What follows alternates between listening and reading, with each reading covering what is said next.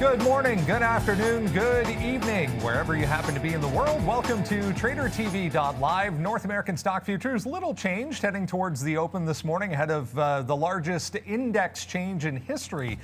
Set to happen at the close of trading later on tonight. We have lots to talk about when it comes to that index change coming up. Market is relatively flat this morning after all three major indexes reached fresh all-time highs yesterday. We had the S&P and the NASDAQ both up about 0.6 and 0.8% at the end of the day, closing in all-time high territory. Also optimism heading into the weekend with lawmakers in Washington still working on this $900 billion stimulus package. They've already said they're going to stay over the weekend to make sure it gets done ahead of the deadline. Saturday, 12:01 a.m., federal funding will run out. There's also more positive vaccine data this morning and news regarding Moderna's vaccine with a special panel from the FDA giving it their blessing, which is a key step towards getting it emergency use authorization. We'll have a look at FedEx shares coming up.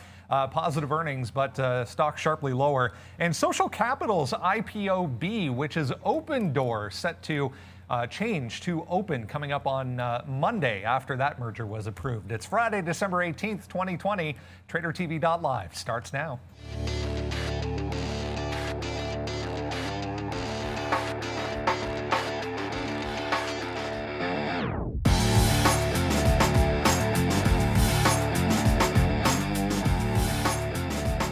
There we go. Look at Asian markets from the overnight session. You can see a bit of a mix showing here. Shanghai leading the way to the downside, 0.8%. Australia as well, 2% to the downside there. Everything else relatively unchanged. We'll go over to Europe, see how things are shaping up so far throughout Europe. Bit of a mixed session at this point. Spain negative 0.7%. Everything else relatively flat. We'll shift over one more time. Have a look at North American stock futures. As I mentioned, again, a little change heading towards the open here. Going to be all about the open and the close throughout North America today. You can see Bitcoin back to the upside again today, 0.4%, but both crude oil and gold in positive territory, but only just. It is going to be an interesting one. Good morning, guys. It is that day. It's Tesla day. It's S&P day as well. We're going to have the largest index rebalancing happening upon the close of trading tonight. So lots to discuss. Absolutely. I mean, I don't know what this means, but right on the offer of Tesla right now was a 666 order, iceberging it up and holding that level to resistance. So I don't know. If you're into superstition or whatever it might be, then maybe it's an ominous sign. I don't know, because already breaking towards the high. Obviously, this is the current top. It's just the pre-market now, but Tesla looking absolutely crazy. In terms of individual movers, you know, there's going to be some interesting names to look at. Certainly at the end of the day, when Tesla comes in that 80 billion, let's keep reminding ourselves that 80 billion gotta go somewhere out, and over $1 billion in rebalancing to the downside when you're talking about Alphabet and Google and Microsoft, Apple as well, Amazon. So a lot of big names are going to be in play at the close, in addition to just Tesla. There are some runners that we have to get to. Virgin Galactic, of course, is continuing to the downside, mostly because of the offering, but they were already under some pressure earlier. Friday has arrived, Sean. We've been waiting for this day. Of course, I feel like if they like the imbalance locator on a normal day, today the imbalance locator is going to be on crack right before 9:30. Yeah, it should be pretty nice there. I'm just getting some shares shortable for DoorDash because I like a DoorDash break of 150 here coming today. So DoorDash, you know, Citron's trying to hammer this stock down, and I think so too.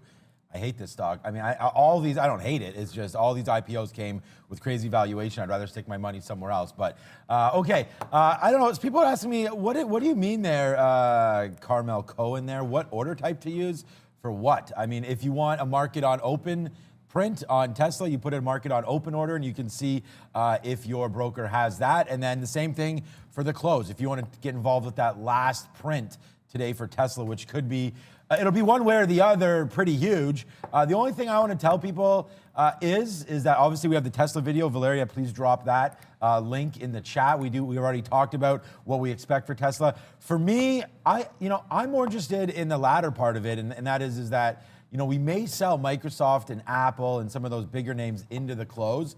I'd probably rather be on that trade than the Tesla trade because you want to talk about a crowded one. They're all going to be crowded, but I'm just not sure that even though Tesla is coming as an upweight, that it prints higher because the run that it's been on has been miraculous. It's been crazy. I just logged into my account and found out that I was up 550% on my Tesla position, and I still don't even want to sell it.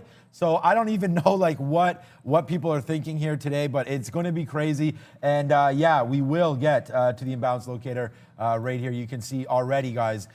Good call. And I said yesterday when we had Neo on there that there'd be a couple 100,000 shares yesterday, and that would be dwarfed today. And as you can see, it's not even that big, to be honest with you. But we're still an hour away, so let's watch these orders come in. But you're seeing a lot of big names. These are all blue chip companies at the top. Funny to call WFC one of those, but Verizon's here, AT&T, Citigroup. So right now it's nothing crazy by any stretch of the imagination, but it's an exciting day. FedEx earnings on watch. And guys, give it up for some of the calls that we've been making lately. I mean, Chewy, like, you can't get any better than that. I was tweeting at Miss Daniel Shea numerous times when it was 70, 80, things like that, talking about this thing continuing to be a ripper. And now we're breaking 100 on Chewy, Brendan. All right, guys, there's lots to get to this morning. I see Uber on that list there as well. Don't see that one on the imbalance locator too often, but news already. We got lots to talk about. Let's get over to the desk to start and say good morning to Valeria. Good morning, Brandon, and hello, traders. Happy Friday, everyone. Please support the community, subscribe to this channel, and smash thumbs up. Let's get it started, Brandon. Yes, let's indeed get it started, guys. Going to be a busy morning. Let's jump right into my screen if we can there, Lucas. We'll talk about Velodyne, these LiDAR stocks going crazy again today. Velodyne, another deal. We talked about the one that was Mobileye earlier in the week. They signed a deal with Mobileye. So this is Motional. So they're teaming up with a company called Motional to provide alpha prime sensors for their driverless vehicles. Not a huge reaction to that, but more news on Velodyne. Microvision, which is MVIS, also trading higher in the pre-market. Another one in that group. So we have a few along with that LAZR, guys, that we should look at today. So popular space, to say the least, this laser-guided autonomous vehicle driving type stocks. We should talk about space first. I want to get into social capital SPACs because there's 2 or 3 of them now that are all in focus today. The third one, which is United Health, catching a couple of upgrades, a couple of initiations from analysts as well. So that one is higher. IPOB on the list this morning, traded higher yesterday, almost to record highs, in fact, ahead of the Open Door debut on Monday, guys. So the Virgin story as well to talk about here.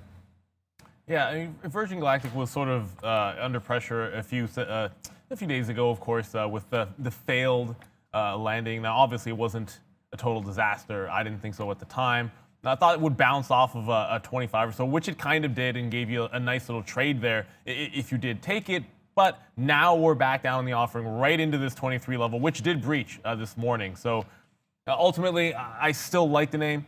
I think next year's probably going to be a big year overall when it comes to the notion of space. I'm still waiting for SpaceX. I think Elon's probably going to knock it out of the park when that goes public, and certainly you've seen what happened to Tesla. All the reason in the world, and they just ticked up to 668. So that's more money in the pocket there when it comes to investing in SpaceX for Elon. So look, I would probably be holding off on Virgin Galactic in terms of seeing it get down to like 20 bucks or so, and if it got to 17, that'd be great. But for today, I'm watching 24 even. We've seen positively received offerings before. I don't know if this is going to be the case, but if it can break through sort of that yesterday's, it's not really the floor yesterday, but it certainly was a bit of support. We might have a chance to get back to yesterday's close if it can break through there. All this said, this is one today at 9:30. You are very likely to see massive dumps and pushes into a bunch of different symbols. And for most of the stocks that you think are on other news, like space, it's all about picking a bottom or maybe thinking about reacting to the specific news here. Usually you're going to want to have those wait out a little bit. So unless you're trying to trade the crazy activity on the market on open prints, for some of these other names, it's good to let it settle down for a few minutes before jumping in. So I absolutely wouldn't look at a level like a 24 at 9:30 or 9:31. I want this thing to open up and settle down a little bit because there's going to be so much activity, Sean, in the first few minutes. Yeah.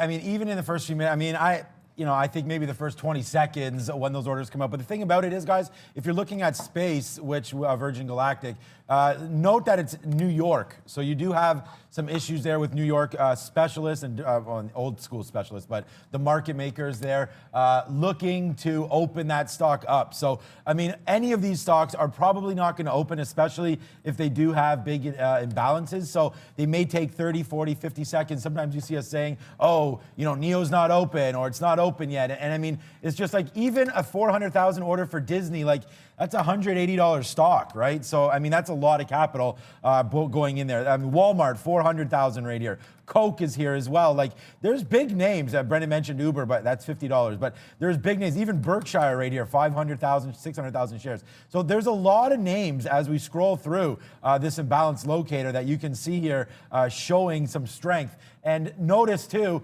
some sells, random companies here sells, but everything right now to the buy side. So watch out. I wish I was able to get some, and I wasn't because my program, actually it would have been 8 o'clock. I could have got some shares down there at 22.50, but for Virgin Galactic, if you guys want an opportunity here to get in on a name that probably runs in the new year, Virgin Galactic, I think this is great. We're right at the 50 period right now. This is a good spot to start dipping into some of these shares for sure. I think you can buy some space right now and watch it hopefully take off. But, always this stock is going to be news-based, so you do have to get ready to rock and roll with it. And I think it's worth dipping some in there. And then for a day trade for today, yeah, I mean, I like some of these levels here. If we can break through 24 back to the upside, we'll watch that. But it's not the most exciting name on the board. All right, guys, we'll bring in Mark Roberts here from Sun Lake Strategies and have a look at how things are shaping up so far on a Friday morning. As far as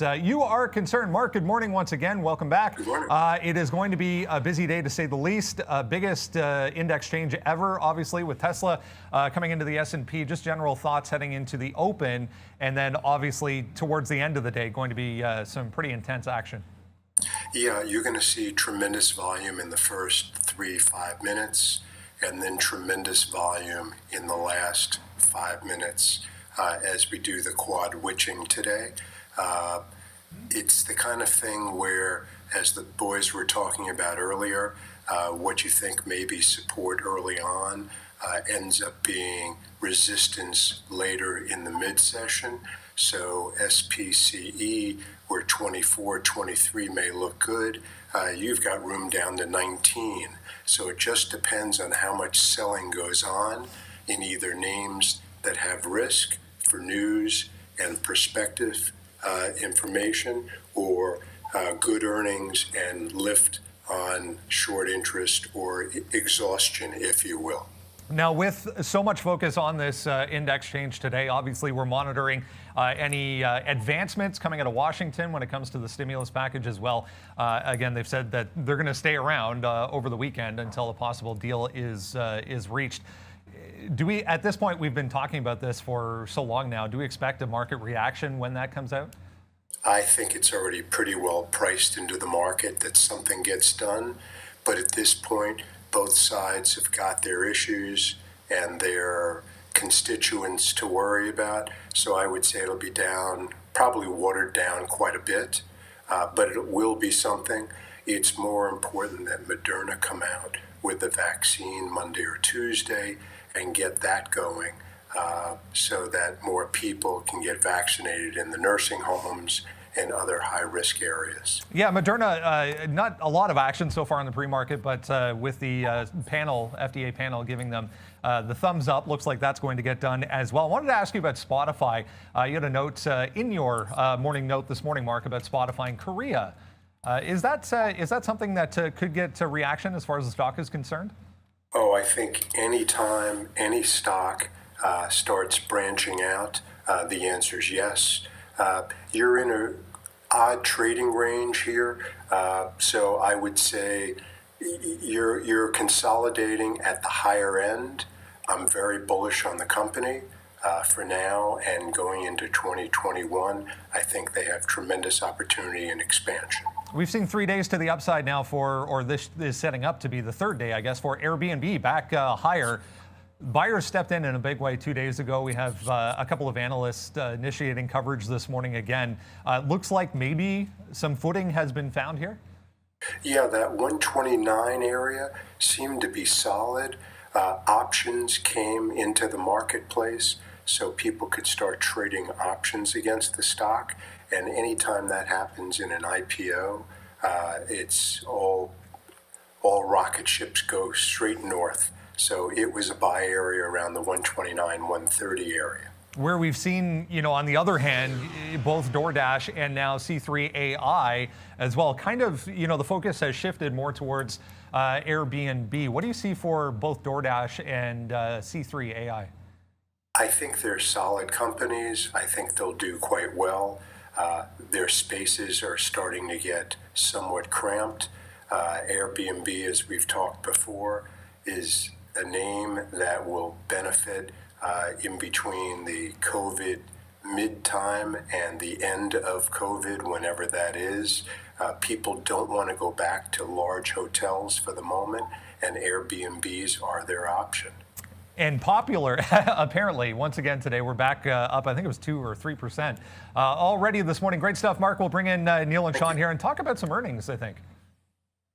Yes, sir. Mark, how are you? Happy holidays. We'll be seeing you next week as well, I hope. Yes. But how's everything at your home? How are you feeling? How are you doing? Everybody's good here. We're just enjoying the snow that we got. Yeah, we actually missed a lot of that snow. I think we were supposed to get quite a bit there, but we did miss here, so we're all good on that one. I wanted to ask you about FedEx. I mean, I just got some packages delivered. They were a little bit delayed, but they came through a couple days delayed, and I know there's been a little bit of problem through some of the shipping, but today we're down 2.4%. Mark, I read the report here. Sales topped $15 billion for the first time in history. Largest quarterly profits more than doubled what they expected there from last year. Everything looks to be, clear skies ahead. However, we are down 2.5%. FedEx doesn't guide forward, and I think that's probably what's creating this movement down today, the lack of guidance. But, I mean, I look at this chart, and honestly, I mean, for a blue chip name, a bellwether name, FedEx seems to be super strong the last 6 or 8 months, but the last month or two, we've really struggled around this 300 mark. I put down here 50-period moving average. We are basically we literally are right at that right now, 281, 282, something like that. Normally, I like to short when we break here, but I have a feeling you're going to tell me that a short on FedEx is not a great idea, and I think I'm with you. I do like this for a longer-term play. Right here, I think you can start building a position. I am a little bit worried about what the future holds, especially since they didn't guide, and we are now in such a, prosperous season for deliveries and a great environment for COVID. But I don't think even with the vaccines that we're really going anywhere with the stay-at-home economy. And as long as that's the case, people will still need packages delivered. Please, Mark, with that little intro there, give me what you think about FedEx, my friend. Long term, it's great. Imagine if you bought the stock at 100 and it's now 300. What is going to be the series of lifts into 2021? Can it get to 350, 400? Right. I think that may be pushing it quite a bit. I think most of the good news is in the stock. I think you'll start consolidating sideways as you're doing today. Yep. So that 270, 275 area looks like that's the hold. The 3.25 looks like the top. You're going sideways. Yeah, I guess the good thing about it is at least you can collect that dividend, there. But, at 250, now that I look at it right here, that's not a horrible spot because back in September, we did bounce off 250, went down to 236, and then once we saw it again, we bounced off there and had a little bit of a bounce off from there. But no, I'm with you, and I said the same thing about Tesla today. I actually logged into the account and realized that I was up 500 and something%, and then I said to myself, but do I really want to sell Tesla? I feel like Tesla has catalysts moving forward. And now and Apple, we've already talked about Apple lots, but I think that FedEx, that's a great call by you. I think we probably see a pretty consolidated 2021 here and some sideways movement. But hey, if you're going to park your money somewhere, I don't think it's the end of the world. A good high-flying name there. Do you like UPS better or any other names in this sector, or would you be sticking with FedEx? Tesla, UPS. Yeah, just in the deliveries. It's a better looking chart. Yeah. I think they're equivalent type companies. They're both going to raise their rates going into 2021. I think they stick. I think packages are not going to decrease. I think stay at home still continues. I think people are still going to be buying online. The only short-term risk you run is that packages are not as robust, or sales are not as robust going into Christmas, right, because people are very exhausted at this point. So you may see some problems early next year after those Christmas numbers come out. Mr. Roberts, always great to have your opinion. I'm going to throw you over to my partner in crime there, Heather, Mr. Roberts. There we go. Exactly. Brother from another mother. But Mark, we had you on earlier, and of course, it's hard to get away from this rebalancing, right? So I want to ask you a couple of things here. But the first one, we've mentioned 80 billion goes in, 80 billion has to come out, and now there's some interesting names that are going to be that are rather large downweights, and just looking at a Berkshire, which is one of the larger ones, obviously the big tech names as well. Is there anything that sticks out that might be some kind of an opportunity on sell-offs at the close that catches your eye, that maybe because of liquidity might sell a little further than would expected and be a good value? I'm just in the back of my mind thinking it's possible with Berkshire. I've seen some crazy things happen to this at the end of the day before. Anything catch your eye there? Because I know Berkshire is a couple billion, I think, in terms of notional value at the close today. Anything stick out for you? We've talked about Apple earlier in the week as well. I think any of the large caps that have done well in the last 30 days are susceptible to that sell-off and the squeeze lower into the bell. I think you can probably pick 5 or 10 different names. Berkshire is always an issue because it doesn't pay a dividend, and a lot of people have a problem with that. Outside of that, whether it's Apple or Netflix, or you can pick almost any name you want, those are a problem. The only thing I wanted to mention, which we did not talk about, was that security breach that's gone on, and 3 names that you should at least consider looking at on any sell-offs: CRWD, PANW, and VRNS. Maybe short-term beneficiaries of what's going on with solar winds. Yeah, it's kind of crazy how that's sort of expanding. It kind of gets a little bit worse every single day, but I'm glad you actually mentioned. That being said, I mean, you talk about the positive benefit from crowd here, but this does qualify as one of those big runners to the upside recently. It feels like this might already be happening this pre-market, so I feel like it is almost a fantastic call. Now, because remember what you said about Virgin Galactic here, that space. I actually want to quickly go back because when you said right at that open, you get this influx of liquidity, and I told people I'm going to stay away from something like this in that first 30 seconds, it could be a minute. This is New York stocks. You don't really know when these are going to open up officially on the floor.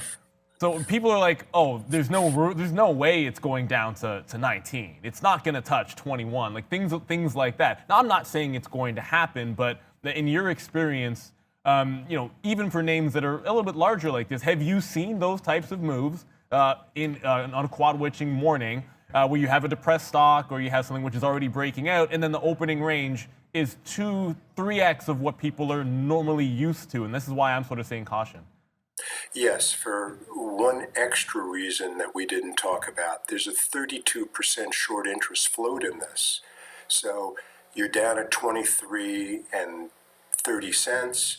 You can dip. You could probably rally back, because if somebody's short going into the end of the year, 2 points is a nice pickup for them.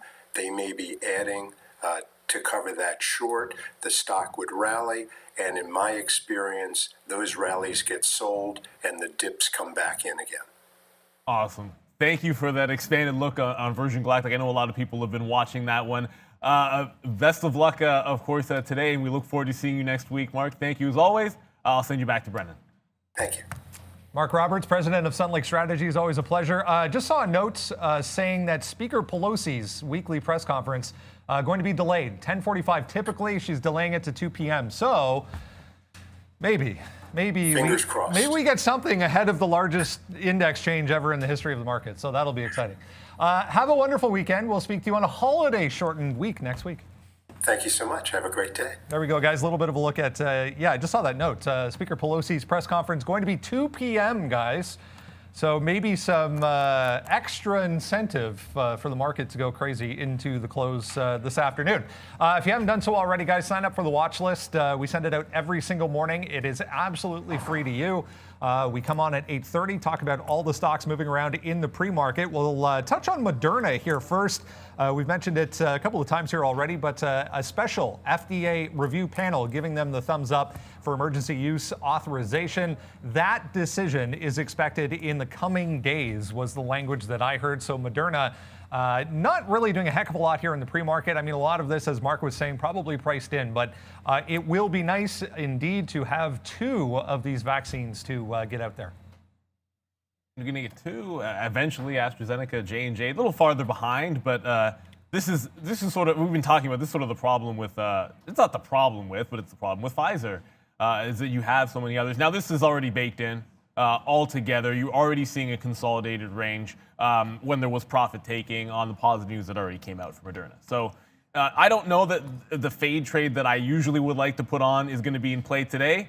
The secondary note for that, there are strategies that you would think about that are opening range breaks or support and resistance that you're gonna take on a daily basis.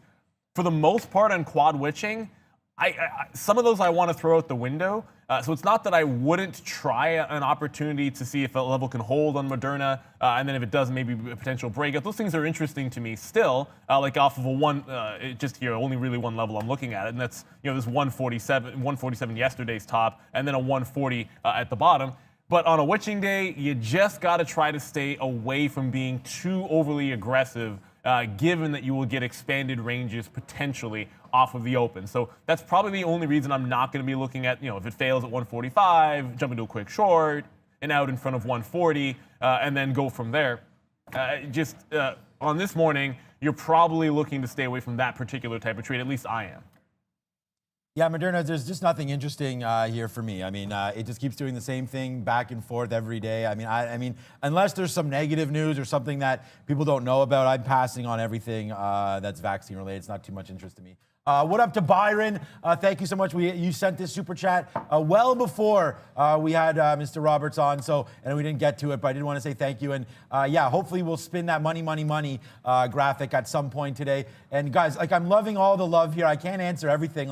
All I see is people asking me things on here, but we'll get to that. We're going to go through our watch list right now. I did see someone say they didn't get the watch list yet. And again, that's something that we are working on. I think it's gotten a hell of a lot better. And this is what it is here, just to show you. It's Morning Movers. It's watchlist.tradertv.live. Moderna right now. We just talked about FedEx. We can touch on that briefly, but we don't need to, but we probably will. FedEx right there. Palantir, Tesla, Apple, so on and so forth. Space. So everything's right here, guys.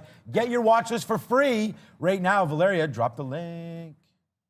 All right, guys, let's have a look at upgrades and downgrades. Just to add to that note, Gmail seems to work the best as far as a timely delivery on the watch list. Upgrade sides, there's a couple of energy names on here, not really doing a lot in the pre-market, but a couple of energy names getting an upgrade today.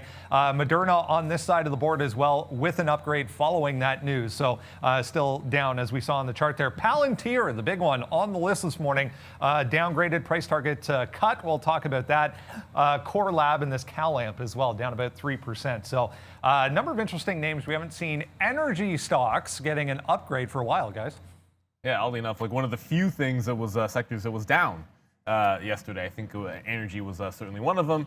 Your Palantir there, Sean, it's actually in a good range. And the one you talked about, that 25, I thought it might have been a price target increase, but either way, it was to $17. So sometimes when you get these price changes, it's just analysts are just a little bit behind, and I think certainly you don't always read too much into it. Always look at the track record of any particular analyst. So the 25 level is the interesting one to me.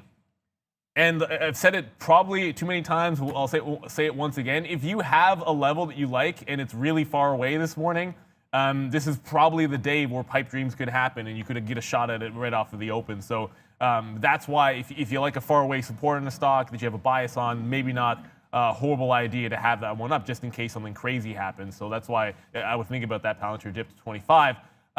Just to get back over to Tesla here, someone joking was like, Neil, are you going to short Tesla today? I never say never. I think that's a Bieber song. Is that a Bieber song? Maybe it is. I don't know. Maybe it isn't. But either way, I'm probably not going to be shorting Tesla today.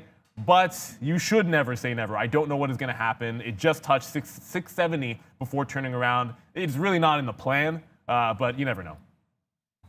Yeah, never say never. I'll short everything. I think Tesla goes down near the end of the day today, so we'll watch. Well, close is a different story. Close is a different story. Yeah, for sure. Tesla. Neil talking about the baby Palantir right now. So let's just have a quick look at this one. $26. It is on our watch list, guys. Brendan, did you actually want to take it from here? We'll just go down the watch list because I don't want to get too out of order here. Yeah, we're going to jump down to Palantir in a second here, but I want to make sure we get to Arun. Arun is here in the building for the first time in a while. Arun, it's good to see you. To my left, he's going to touch on the futures here this morning ahead of a big day. What do we need to be aware of here, Arun?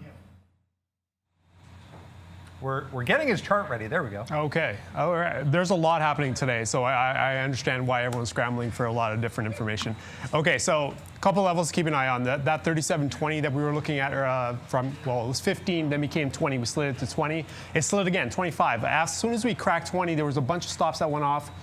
Push it all the way to, I believe, 22 or 23, and now we're back underneath. So I moved the stop to 37.25. That's the top end. If we can get above that, then we really have a chance to expand. To the downside, I think if we can get underneath 10, then we can actually take a possible short, but keep in mind that 05 is very dense in terms of volume, all the way down to 36.75. That's the next level I've got. So 36.75 on the bottom, 37.25 on the top. We're sitting at 15, nothing to do right now. Maybe if we get underneath 10, we potentially have a short, but that's not the story, right? The big story today would be the imbalance. So a couple of things to keep an eye on. 928, that's when the NASDAQ imbalances come out. Three big names to keep an eye on. Tesla, obviously, Apple, and Microsoft, which are taking the hit for Tesla going in. So those three account for a large portion of the indexes. So wherever those three come out in terms of, those two, Apple, Microsoft, wherever those two come out will push the NASDAQ futures with it.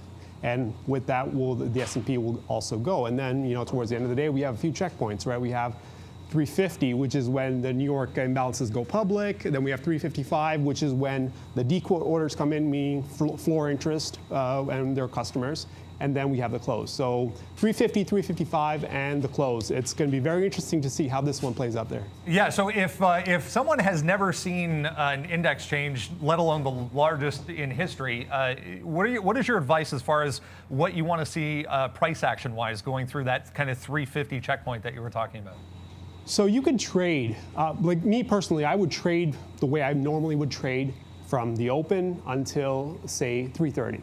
After 330, the game changes because it's no longer about what you see on the chart.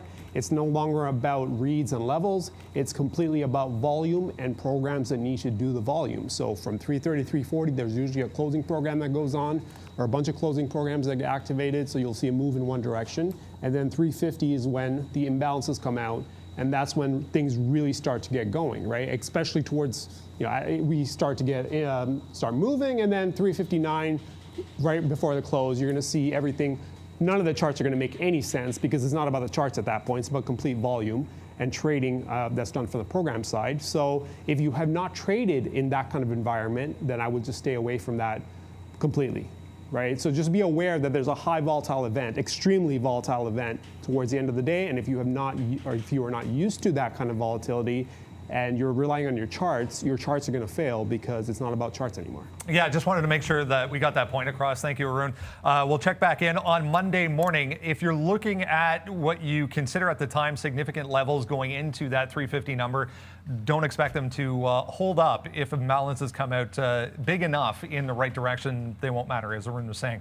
Let's talk Palantir Technologies, guys. Lower this morning, Credit Suisse cutting its rating and decreasing its price target on the stock. My apologies. They actually raised their price target to 17 from 13, but did lower their rating on Palantir this morning. So negative territory so far. Yeah, so Palantir, look, we did actually trade it really well yesterday, despite saying that we weren't really going to touch it too much. We kept watching this 2650 level, took it for a couple moves higher there yesterday, and yeah, good day from yesterday. The close, whatever, 25.80, and then we go up to 27 and change. So we did have a beautiful run there yesterday. And then today, of course, as stated on our watch list right now, and again, get it if you haven't yet. Here it is right here. This is the price target increase that you're talking about. And, it's a down. It's actually, from 17 to 17, from 13. But it's trading lower. Credit Suisse cut shares, underperform, right? And so basically, it's trading above its best case scenario. So, I mean, to me, that's not really so much of a negative thing. They do like the stock, but the run this has been on has been quite amazing. So I would say, let's just watch the $25 level. I know that's a little ways away. Right now, I don't really see anything. This is just like yesterday. I'm going to wait on Palantir to develop some levels. That's how yesterday we found this 2650 level right here, bounced off 26 a couple times, only went down as low as about 2640, and then we were able to catch this move to the high side yesterday, making Palantir, I think, my number 2 stock yesterday. We were only negative on one name yesterday, I believe, but that's that. And then you have some, I don't know, resistance down here. I think there's some support on the downside, support obviously on the downside, resistance to the upside. But 25.50, if you're going to start digging in, I'm going to start digging in at 25.50 there, and then use 25 as a bottom. So that's what that is. We can check out quickly the imbalance locator again. And look, guys, out of all the hype that we had for the rebalance, I still think it's going to be big, but this is nowhere near what I thought it would be for today. Obviously, there's going to be a lot of love at the close, but normally, believe me, guys, on quad witching, there's multiple symbols with M's beside them, and today we only have one. So it'll get there. I'm not super excited here. We will check the NASDAQ. Remember, they come out at 929 or 928. We'll check that. I don't even see Palantir on here, so it won't be one of those names, but look, guys, it's going to be spicy off the open. 25.50, start digging into the long for Palantir, guys. Yeah, and like I was saying, I think there's always a chance you could get even bigger moves off the open. So that's why 25, maybe even 24.50, which is just crazy. I'm actually going to have my balance locator set up to NASDAQ just so we can very quickly go from one to the other. 928, those will come in. I think a lot of those names, it'll really be right near the close or right near the open. You're going to start to see some real size start to jump in, guys. So do stay tuned. We'll give you updates on what we see. Okay, guys, let's move on to Tesla here. Tesla, the big one, obviously, today. I just got a note from Mark, once again, saying buy side 1.8 billion. So the entire imbalance going into the open for New York, 1.8 billion buy side, which is kind of typical. Yeah, maybe even a little bit on the small side at this point. Tesla, guys, 2.2 million shares traded already here in the pre-market. Sean, you and I were commenting yesterday late in the day about 40 million shares on the day yesterday, which in the past little while was about normal. But I wanted to point out this. That happened at the close yesterday. Look at the volume that traded going into the close yesterday on Tesla. Yeah, we were watching it there, Brendan, and both you and I were sitting there and we were saying, do we take this 650 break here? And then today, of course, 675, all-time highs. I'm a big supporter of Tesla. Look, I was talking about it. That's why, remember Battery Day? I was telling you guys, there's so much more happening with Tesla. Tesla's going to be, just ripping to all-time highs. We talked about that. I hope Mr. Matt Murphy out there has made a lot of money on some of these calls. I know he was going pretty hard on this one, but I've been quite a big fan of Tesla here, and look what it's done. But it did do something similar to this. If you look back here, we can call it up. If you go to our video as well, here's a split adjusted daily chart of Tesla on the ramp up into the split. and then the split happened. So we were at 500 there on the split, and then the split happened 5-1. And then basically that very next week, we retraced back like 30%, like from 500 back down to 325. That's $175 there, all the way back to the downside before now just taking off. And you see what's happened on the ramp up since the inclusion there into the S&P. So that's again from 400, guys, to 650, 675 right now. I mean, congratulations to everybody long Tesla. I don't have a plan of action really for this stock. I mean, I know that sounds ridiculous, but I mean, it's like what Arun just said there. Charts, throw them out the window for the most part. There's going to be a lot of volume coming in. I was actually surprised, Brendan, that about 45 million is pretty typical of volume for Tesla, which is amazing for a $700 stock. So there's a lot of love here for that. You could come back to VWAP here. Neil talked about 666 earlier on. That's also the S&P bottom from a hell of a long time ago in the financial crisis. So something there maybe. 668. Some levels to maybe buy into. But guys, honestly, there's going to be so much action here on Tesla that I just think you got to lower, no matter what your plan is, unless you're trying to YOLO something, guys, I would really lower your shares in the middle of the day and then watch what's happening. Matt Murphy, there we go. My biggest wins and biggest losses also. Hell yeah. That's what happens when you trade Tesla and you trade with fire like you do, Matt. But thank you for still being a member and still watching the show. We really appreciate it. One of our longtime members there, Mr. Matt Murphy, shout out.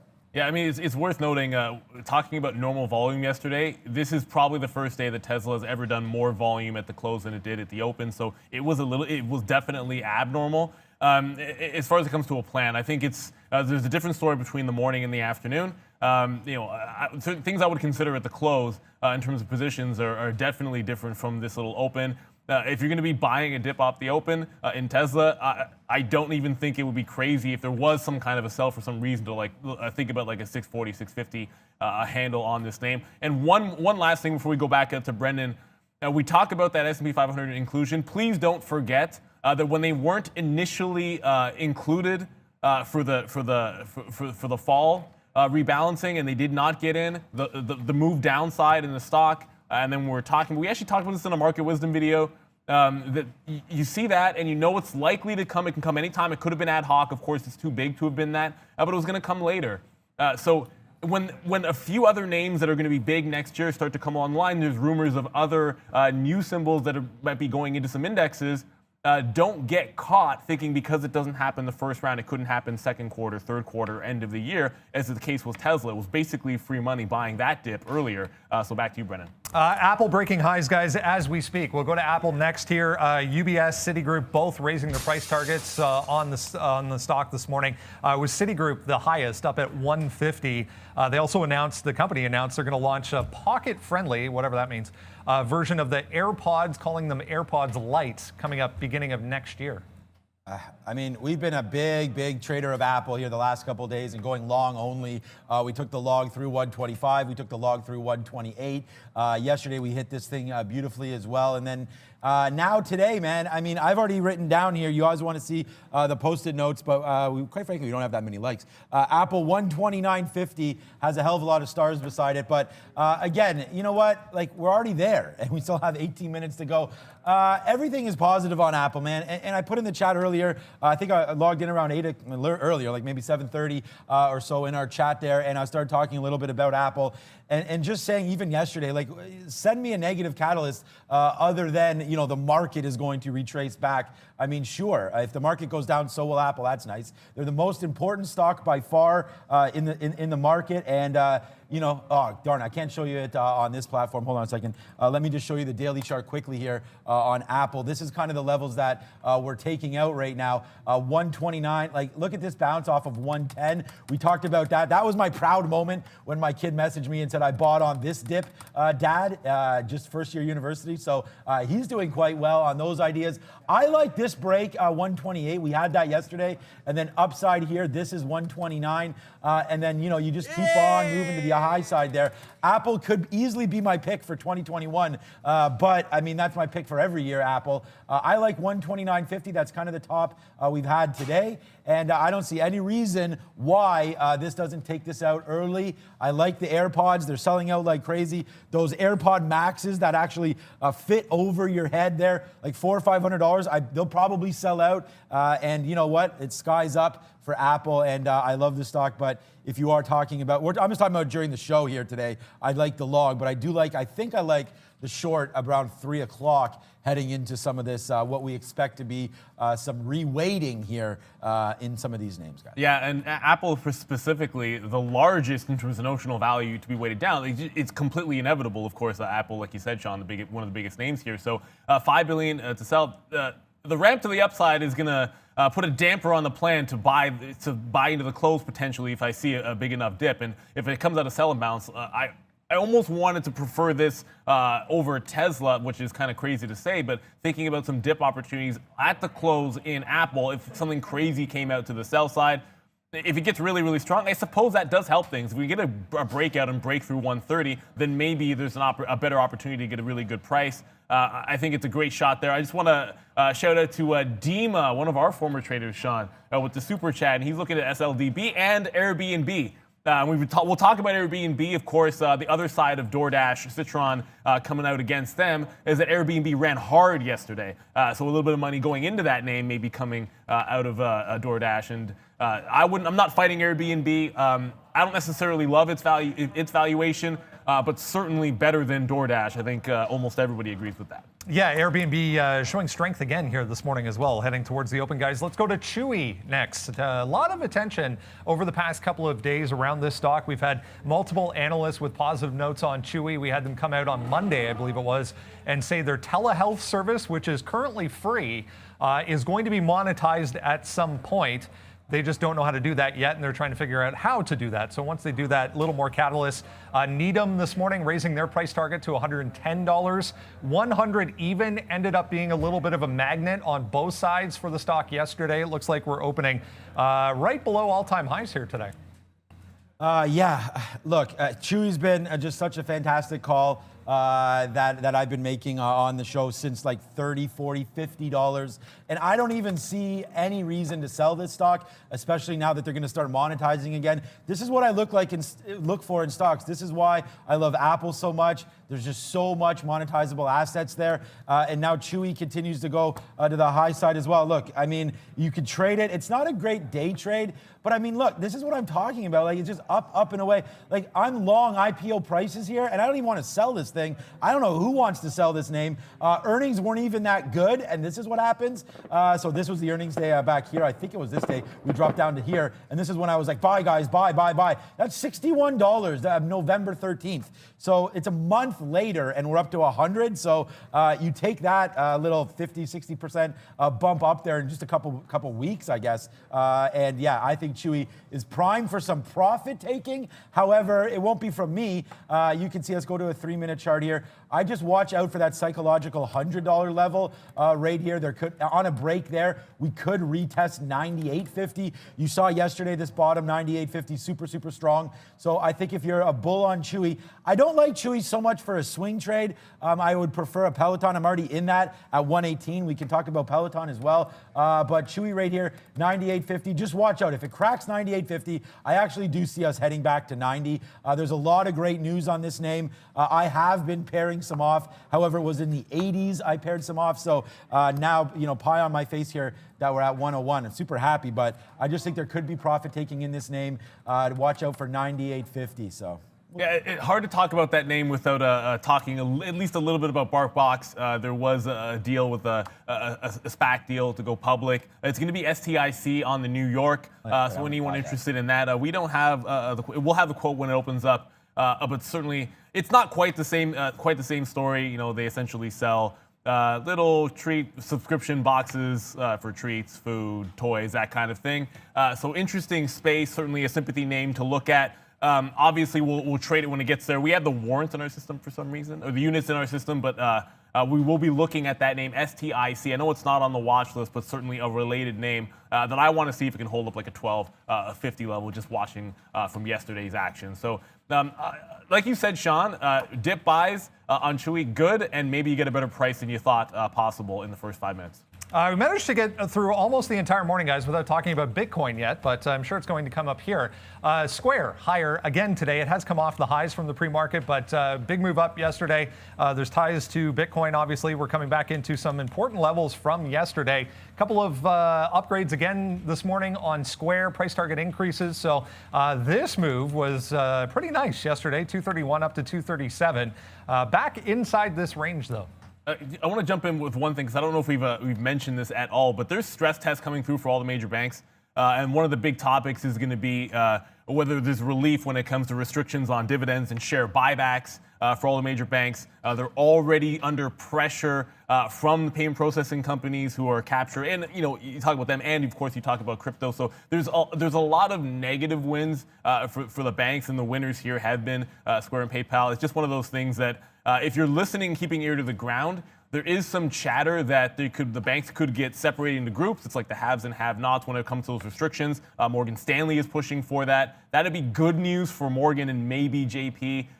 No, maybe not. And then bad for some of the weaker names. So Square would stand to benefit from this, and some of these payment processors are going to be acquisition targets 100%. The banks got to find ways to make money. It's difficult for them to do so in this environment. Look, I've been a Square bull forever, so yeah, I love it. PayPal was my call of 2020, and you saw what PayPal's done. I love Square, the same reason I love PayPal. Jack Dorsey for the win. You see Twitter, you see Square, everything's still going upside. I love the name. 237 high yesterday. You're coming into today to 233. We did have a nice drop off there. I wonder what this was about there. 235, 236. Don't know if there was news that came through, but wow, Square went down to 227. I just said on the chat there, Daryl, my average cost on this is 55, but I would love actually to pick some up. If we ever dropped into this 200 teens area down here, we can look again at a daily chart. This has just been a monster from the bottom here. And yeah, I think this is what I mean. If we can get into this 2-teen area here, I do like Square for a longer term play. But for today, I don't know, 233, 234, something like that. Good calls. The 1 minute chart, we're bumping up on VWAP right here. I actually think we could take this 237 out. Like I said, everything cruising until this happens. So watch out for 237 today. The reason why I'm not giving anything like I normally do, where I actually give you guys, spots that I'm going to smack other than Apple, is because I'm not really sure what's going to happen off the open, and I don't want to get like overly invested into any of these plays. So normally I send you the watch list. I give you my target prices, and I know you guys love that, but honestly, just today, we'll check back on the imbalance locator, and maybe we're just being silly because look at this.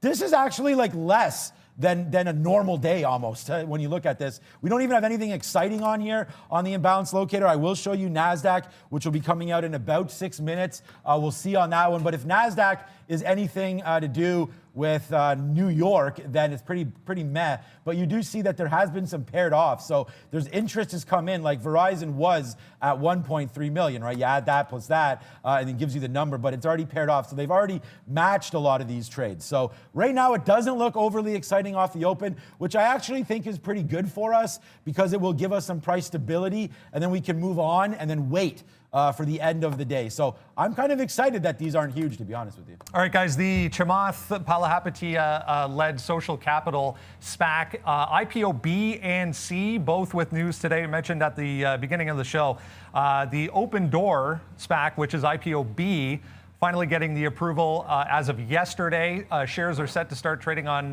Monday under the symbol OPEN. So we can have a look at IPO-B. And then there's a number of, looks like rating changes and increases on IPO-C today, which is United Health. So both IPO-B and C in the news today. Yeah, IPO-B with an interesting 30 potential breakout, certainly. And today, I would lean into more buying dips than I would into necessarily breakouts at the open. Call it, like John said, call it a conservative play. Maybe we're just dead wrong about this. It's just seen way too many of these quad witchings to get too overzealous. So if there's a chance, maybe pick this one up off of 28. We've seen this where you get the run before and then the move over listing on Monday is a bit of a disappointment, and it's like you had to have bought into it maybe either the days leading up to it or maybe in the pre-market on Monday, and then after the open it's a bit lazy. So maybe a chance to get something around 28.50 is there. I'll probably take a shot on IPOB on a 30 break at some point. I just don't want that to happen at 9:30. There's almost no way, not for a New York stock. But like I said, it's more about the liquidity here. There's going to be so much, usually there's so much interest in some other names that you just have less open order volume, and then one buyer or seller just pushes it one way or another, and then you get these crazy whipsaw actions backside. So I will have a quick look at 30. You'll see it pop on the board. I've been in and out of NXTD a couple of times, just using a 25, 130 area.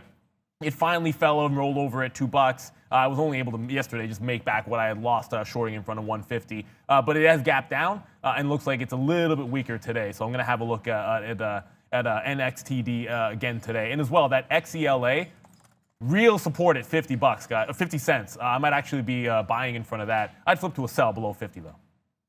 Yeah. Okay. So I just wanted to talk quickly about NEO here. It's not on our watch list, but it's not really moving too much. But I do like this 46 break, guys. But watch out for yesterday. 46.50 was the high side. So 46 coming into play again right now. So I will take a small bid off that off the open. So I will get in at 46 if it does break, but I am very, very cautious of this 45.50. We saw the tank that happened yesterday here in NEO. We tried the long a bunch of times in here before eventually losing, and then you guys saw the damage that we did, and it was right about here when we kept bouncing off 44 and then rip to the high side, rip again all afternoon. So yesterday, guys, siren alert. If you're with me on NEO, congratulations. You crushed it yesterday, and we'll look to do the same again today. What up, Shakib? All right, guys, little one to have a look at. Little therapeutics company higher in the pre-market here, CNSP. They got FDA approval for one of their trial drugs that is currently being worked on. So popping up on that news today. I really liked 450 if you go out to the daily chart. 450, a significant level from way back when.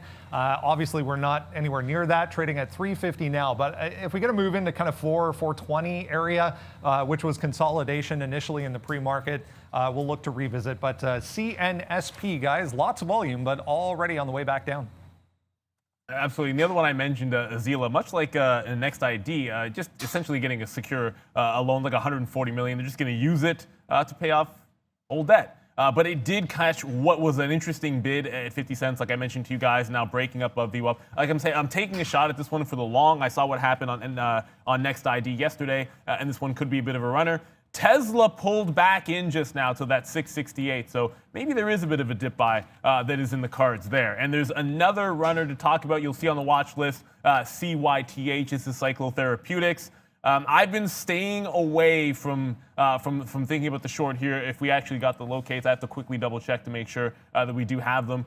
But until it tested the top, and getting in too early can be a bit of a problem. I wanted to see if this tested like a 9 to 920 area. It's gotten rather close, up to about 830. I don't necessarily, these ones you don't have to worry about as much when it comes to quad witching. It's a little bit less relevant when it's these lower float names that are running on limited news or smaller catalysts. But CYTH, I am watching for a 9 area to look for a short. If it takes out the top, I don't like the break. But this area of $7, if that holds on any kind of a dip, you're probably looking at a reload. If you are long, I'd be looking to get out of any short that I had, certainly well before 7. Yeah, I'm just talking here to DTTW president, Daniel Schleffer there, mentioning to him about some of these risk properties and what's going to happen at the close today. Okay, so NEO's going to look to go upside there. Palantir, we did talk about that a little bit today, but not overly. I do have a bid downside, but it's way down, guys. It's down here, 25.50, so we did talk about that. 25.40, actually, I put it out at. I think it could break 50. Then we'll see if we can scalp out of that a little bit. AMD gets a lot of talk on the show because, again, we've crushed AMD in the past, and I think we could do it again today. Come on, chart, let's go. We're going to have the NASDAQ imbalance locator up right now. Let's call that up and see what we're doing here. Where's my snooze button, guys? Okay, we'll hit the siren alert to wake people up because this sure as hell ain't waking anybody up. But look at the paired volume, guys. Some of them have some shares there. Look at Apple's paired volume. Wow, that's huge. Apple's a buy. 13 million paired there. So, big ones, paired volume. We can maybe search it by paired volume.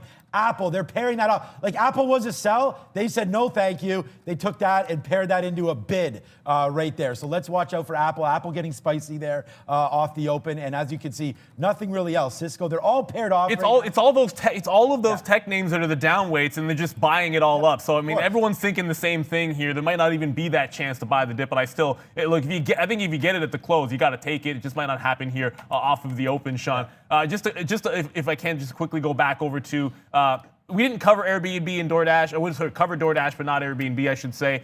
Airbnb just pulled back into this 150 area. So this was the stronger one. DoorDash getting crushed by Citron yesterday. That's another day. I'm looking at that 147 previous close. I mean, if we dip down into there, I'm kind of going to like Airbnb for a bit of a defend.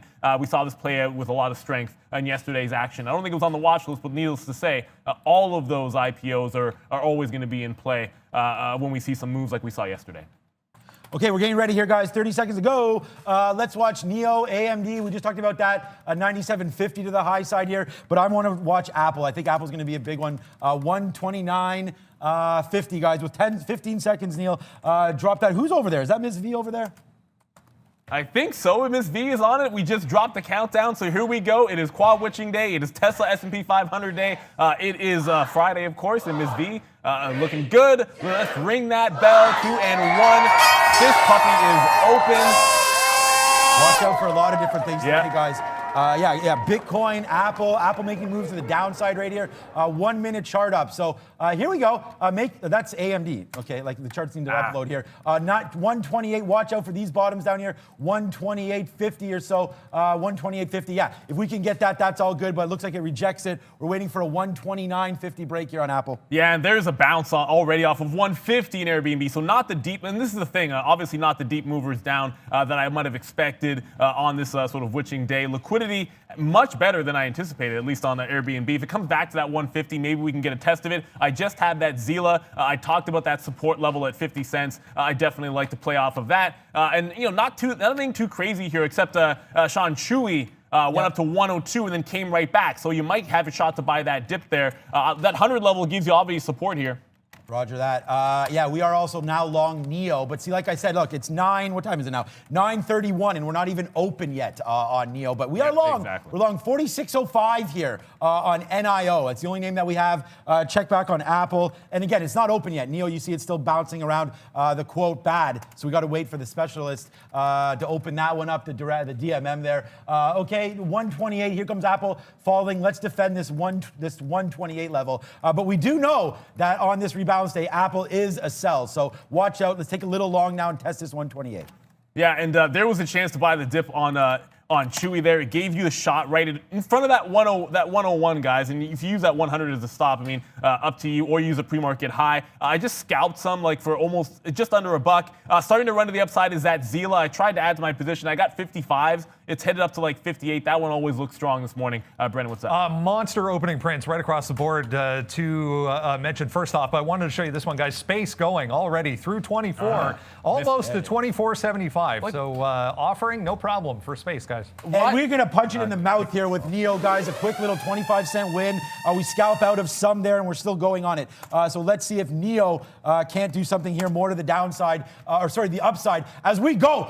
40 cents in the money. Hell yeah. We go 1 for 1 here. Chicken dinners to start the day here on NEO with a nice little move here. 50 cents now. Well, 40 cents in the money. Let's take a little bit more off. Good trade here for NEO to start, guys. Boom. Yeah, and there goes True through 102. I got on my screen here Virgin Galactic because this is crazy. We like 24s, but we said going to hold off right at 9:30. That's obviously the wrong decision. I moved my stop to break even on Chewy. If it gets to like a 103 area, I'd look to put a trailing stop in it. I'm actually thinking about a turn at some point and fading Virgin Galactic at 25 if it can get there. The other name, and I'll line that one up and knock it out. Usually I'm shorting these things, but sometimes you got to look at what happened the day before on Next ID. And anticipating a similar pattern could happen in Zila. We got the long here off that 55. It's headed towards 60. The top 68 would definitely be all out if it got to that price. Brendan.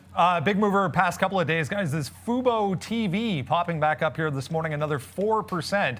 All-time high territory above 36.5 there for Fubo TV. They were added to a smart TV operating system earlier in the week, it's been nothing but straight higher since, guys. Oh, Fubo.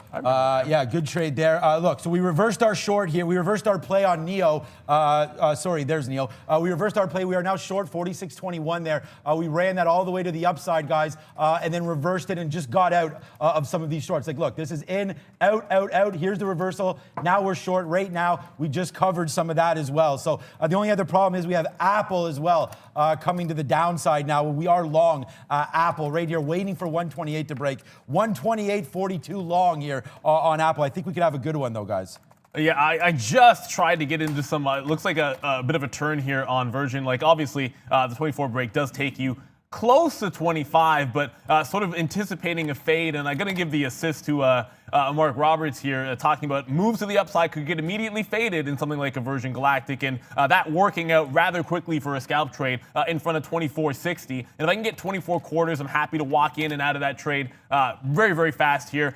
Still has some of that chewy, but it's coming back in. Brendan, what's up? Morgan Stanley increasing their stake in this one, guys. GameStop, 6.5% to the upside. Another one that might get faded here. We're coming into significant levels, 16 quarter, 16 and a half on GameStop, guys. Maybe Apple 127. So we just got out of our Apple. We fall in the hole on that one. So arrows down on Apple, guys. But we were trading Neo, and we got another one for us. Wait till you see. I mean, Neo's just, we've made a lot of money on Neo here. This was a great short through 25. We did start the short up here, 46.37, now 46.25. You see the price there. We just, let's go. Look at the market, man. We're pulling off right now. So that's why our Apple fades out. But boom, another 30-cent winner there. More chicken dinners for everybody today as we just continue to go, man. We're rocking and rolling. Like, if I didn't have that Apple trade, we would be like cruising right now. But look at this. Averaged in, small, small. We're waiting for this 129.50. I'm going to try to find a spot to get back in. But my favorite stock, Mr. Softy, also probably heading to the downside if the chart loads. Not as much. This one may be the better one to pick up here. As Neo, look at this trade. 40 cents now in the money. Bring the money down. We're raining like Sean Kemp right here. The Rain Man himself, and of course, you can't talk about the Rain Man without talking about the glove, and fitting this trade in like a glove. Zila pushes through 60. It's up to that 61, 62. Got to get out of everything for me in front of this 68 top. I'm always eventually looking for a short here. The first test would be at that high a day. You can't be long if you intend to go short. That goes without saying. Brendan, what's up, buddy? A little low float real estate stock, a REIT here, SQFT on the watch list, guys, 56%, just halting upside. Watch $6, I think. If we get above that, this thing could be off to the moon. They sold a property over in Colorado, but 15 million in revenue. I mean, it's a $6 million market cap, guys. Okay, we're going to wait here. I'm going to try Apple 128.20 if it goes back up to this upside there. Cancel some of these Neo trades here. Cancel some of the pounds here. We're out of Neo right there. Look at these bottoms, man. 85, 89, 90. Like, great trades on Neo today. It's just been cruising, man. Super happy with some of these trades today. Well, whoops. We'll try to make a trade there. Apple, we're still waiting for 128.20 right here. Basically where we average into this spot. I just think we can break through 128, and then we'll see about a spike up there on that one. Palantir back from the dead, but we don't have any trades on it. It does go down. How far did it go there? Yeah, only just broke through 26. I might like what am I in here? I put back to the old system, but okay, yeah, my chart should be good to go. Palantir 26. What a rejection down there, 26. Right back up 70 cents. Missed the boat on that one. So Sean, before we go to Brendan here, a quick second, Sean, getting close to that 150 on DoorDash, and I'm noticing big time spreads here. So to catch that break, I'm going to cross down a few extra pennies than usual. I missed it before because I didn't do that. I'm going to try it here, but 150 coming up. Potentially on DoorDash, Brendan. Market southbound here, guys. A couple of things. BlackBerry, 8% almost downside. Earnings were not good for BlackBerry. CrowdStrike, all-time highs here on an upgrade today, guys. Oh, Mark, what a call, CrowdStrike. Yeah, we're loving CrowdStrike. That's for damn sure. 150. Yeah, I do like that DoorDash. We did, see, again, like, come on, let's go. We did talk about breaking through the bottom there of 150. That was talked about in the pre-market. So good look on that, Neil. Thanks for bringing that up. We did talk about FedEx as well. Yeah, here we go. Breaking back to the downside. Here goes FedEx. This is why I talked to Mark about possibly being stuck in a little bit of a range here. FedEx not doing a whole hell of a lot, but it is breaking to the downside. Okay, now we're back into Apple, guys. 128.21. run. We got that price. Let's see if the market wants to head back to the north side here. And if it does, man, then hopefully we can make back a little bit, anyways, of what we lost here on Apple. But look, it's not like now it's stopped here. Maybe we'd have to take some out. I don't know. Let's wait to see. I'm looking at 128.70 maybe to the high side there to make this back on Apple. But we'll wait. Nice little move down. We got out basically at the bottom. Let's see if some of that pressure is relieved now, guys. Yeah, and very quickly, because thank goodness we are at DTTW, where I can take a quick shot to see if we can get locates on GameStop, which I actually thought we had some shorts on. This one came right up to that 16, and the second Brendan mentioned this, I'm like, oh, if something's going to get faded to move to the upside, you can fade Virgin, which was a nice scalp for us, or you can look at GameStop, and you can probably guess which one I was more interested in. So I am looking at that 16 level. If I get a shot at it, I'm definitely going to take it. Below VWAP, I'm going to like to see if it can hold that as well. But first things first, got to make sure we get those locates. But I got to go to Chewy for you guys. I did mention through all of this chaos that it came back in. This first leg out was great. It did come back and hold this little dip.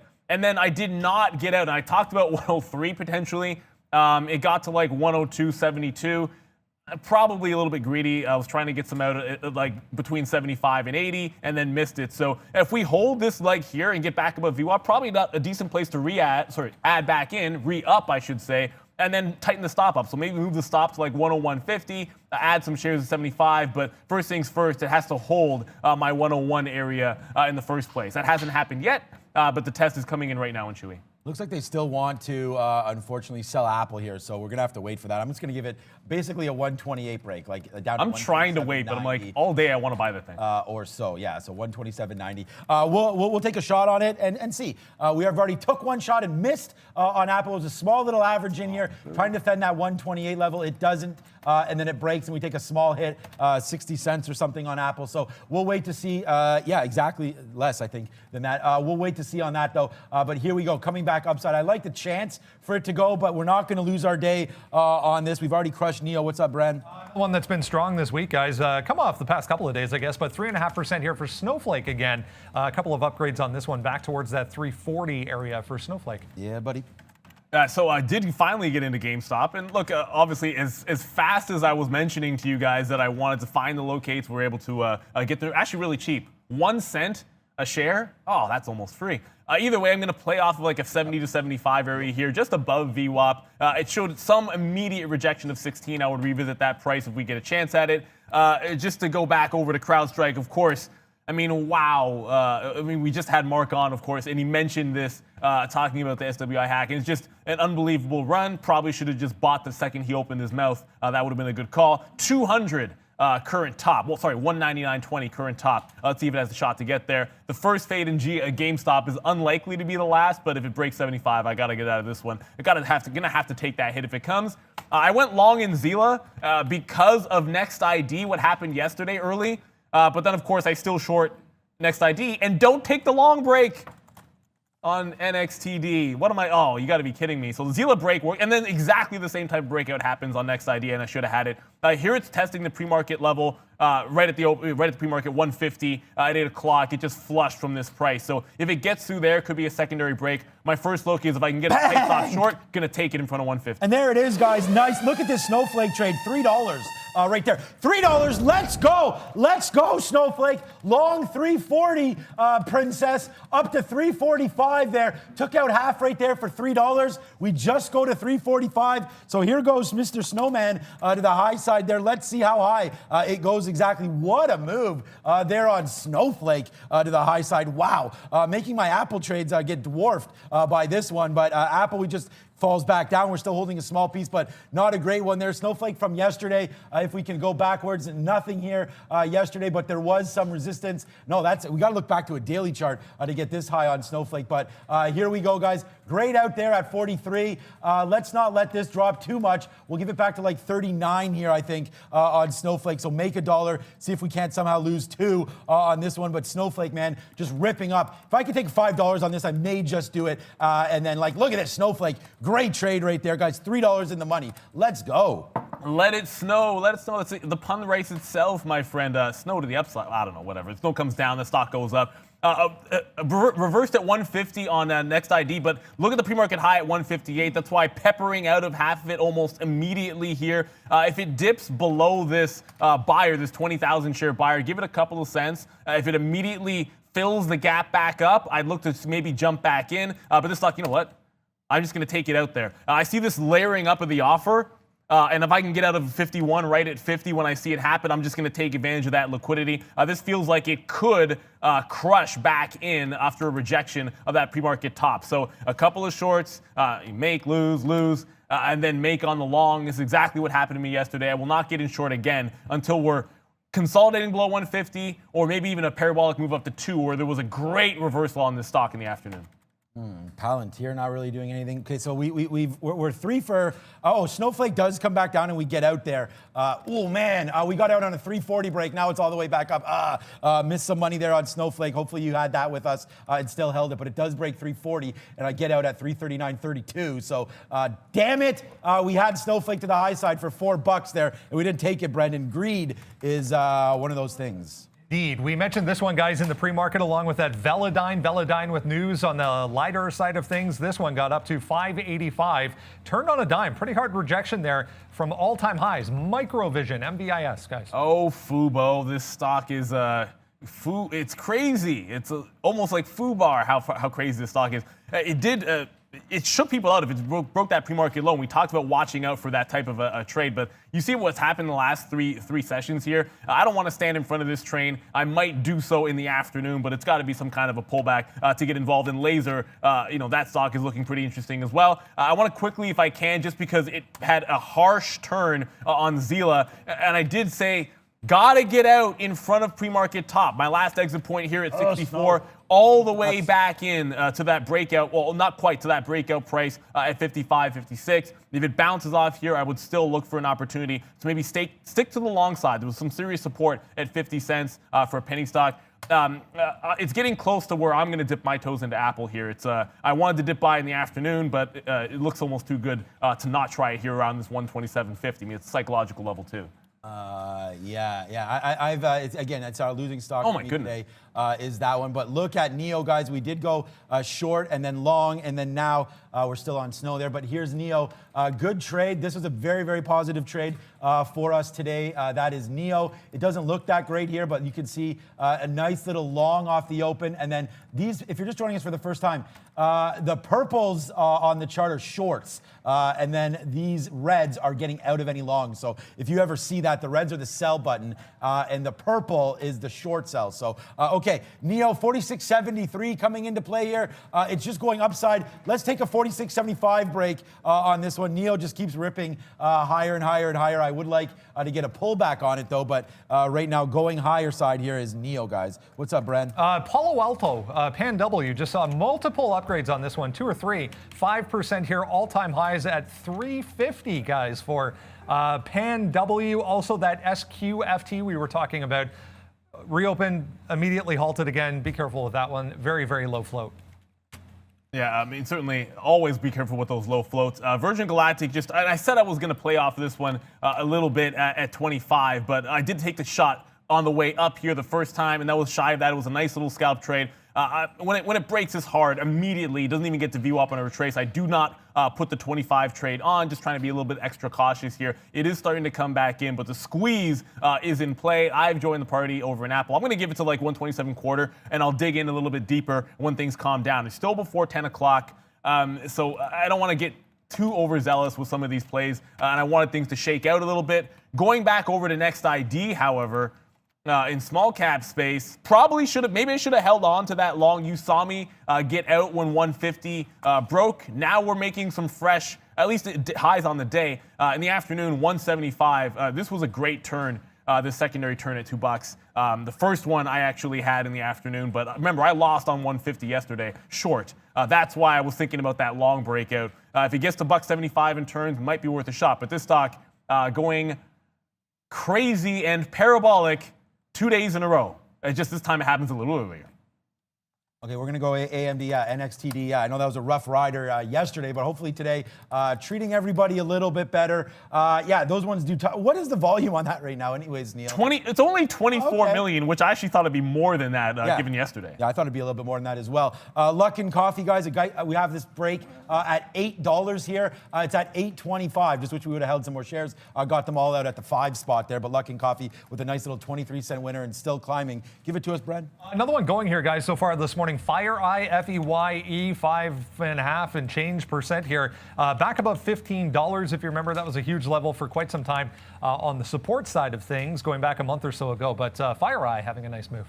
Yeah. Love these security plays there. You talked about CrowdStrike with Mark, and then you just saw Palo Alto there as well, and then now FireEye. Okay, guys, we can't talk about Tesla like it's an important thing and then not go over to it at least a couple times. But this is the move off the open here. I mean, whether or not this is a reweighting or not, 665, guys, all the way to 681, and then 684. Shout out to my main man, Randy, as well. Been long this name, looking to get out Randy. I think this is a Randy price to get out right now, maybe. I know he's long in the 500s. We did talk about that. Good trade for you, Randy. 684, 685 here. Tesla bouncing off VWAP. You could take a little small long and use this VWAP as some protection. That's 675. The day's low right now, 673. I think that's probably worth trying a little bit here on Tesla. And Airbnb, we talked about the dip. It only came to 150, and the run is on. I look over at Dash, which is holding up at 152. So the 150 break, which looked like it was going to be imminent, does not seem to be the case. The breakout's on in Airbnb, and it's a good time to probably consider some of the key price on the way up. There was just a monster turn at 165 on the first day. We were sitting here and we witnessed it, so I would expect that to be a bit of a level. So all eyes for me right now on Airbnb 165, Dash going the other direction. So I'm not sure where the short is going to be today in DoorDash. I thought it might have been a break, but I don't necessarily want to fade anything today. If I do, I want it to be something going absolutely crazy, parabolic up, and it's Airbnb doing that. Brennan? They said it was all-time highs, but I see differently on the daily chart. That might be pre-market level, but apparently all-time highs here for Blink. Blink charging 4%, just went from 36 to almost 37 there in a minute, guys, for BLNK. Yeah, exactly. Just talking with Greg here. He was also had some luck and love there. We just got out, man, at 50, which was pretty good. But we're long 8 there. A nice little solid move, like a 50-cent move there, plus on luck. And I know a lot of you guys don't trade OTC, but you may see it in my blotter there, as we call them. Okay, so we're into Tesla here. We're going to use 669, like a 670 break, basically. I decided on this one. So we're in right now at 675 and change, and that change is 94. So we're in the money. Whatever, it's bouncing around. We're right here, and it's flat. So we'll watch Tesla. We'll see if it can take out the top. I'm going to give it a little bit of room here. Just try it today. I don't think there's anything wrong with doing that. It makes a lot of sense here for me to do this. So we're going to try Tesla right here, guys. And we talked about one name heavily this morning, and it's going to be, of course, that Virgin Galactic. Gets right back to 25. It broke, consolidated, now lower. If it cannot maybe break through this high here, it's 25.17. If it doesn't break through, I'm going to try my hand on the reversal here again. It's probably likely to be a scalp trade in and out rather quickly because you're seeing some kind of squeeze action. I have 60s here on Apple, and it just, it goes in the money like 20, 30 cents, slams right back down. It's trying to find support. The ES are right at 30, well, just above that 3,700 overnight support level. So if that breaks, and obviously Apple's likely to make some new lows, and you'll see that come out of my blotter in the event that that happens. But right now, looking at Virgin, see if it can hold that 25.17, guys.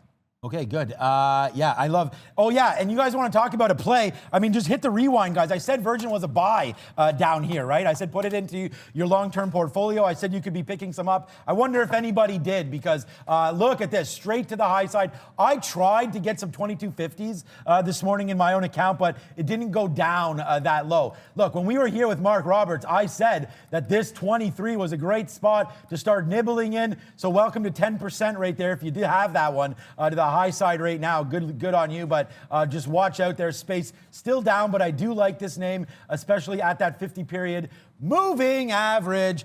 Tesla, there it goes. I was just gonna say Tesla's about to come out, and there it does. So that's a $4 hit, the $5 hit there on Tesla as it comes out, and now just making moves to the downside. So I've tried like 2 tech stocks today. Tesla, wrong.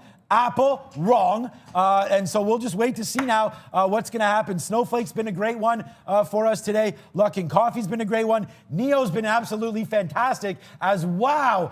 These stocks really, guys, I'm kind of ignoring the market here. They're coming down. The market is just screaming to that 30. Pretty hard right now. And I just got into the retracement play on Virgin Galactic. It's just, I don't know, talked myself, and I think, I don't know if you did the same thing too, talked out of the long break, which just seemed so good at 24 here.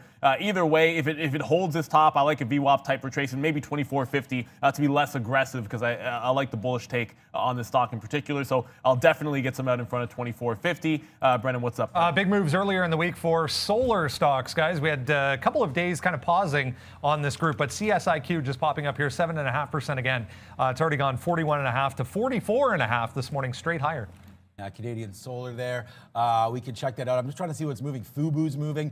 We talked about mRNA. Like, where do we pick? Hold on a second. Like, before I go to mRNA here, where can we pick up NIO? I think right now, actually, and use 45.50 as a bottom. So I do like a NIO call right now. Let's go long some NIO right here if we can get it. NIO on your exchange. And I think you got to use that 45.50.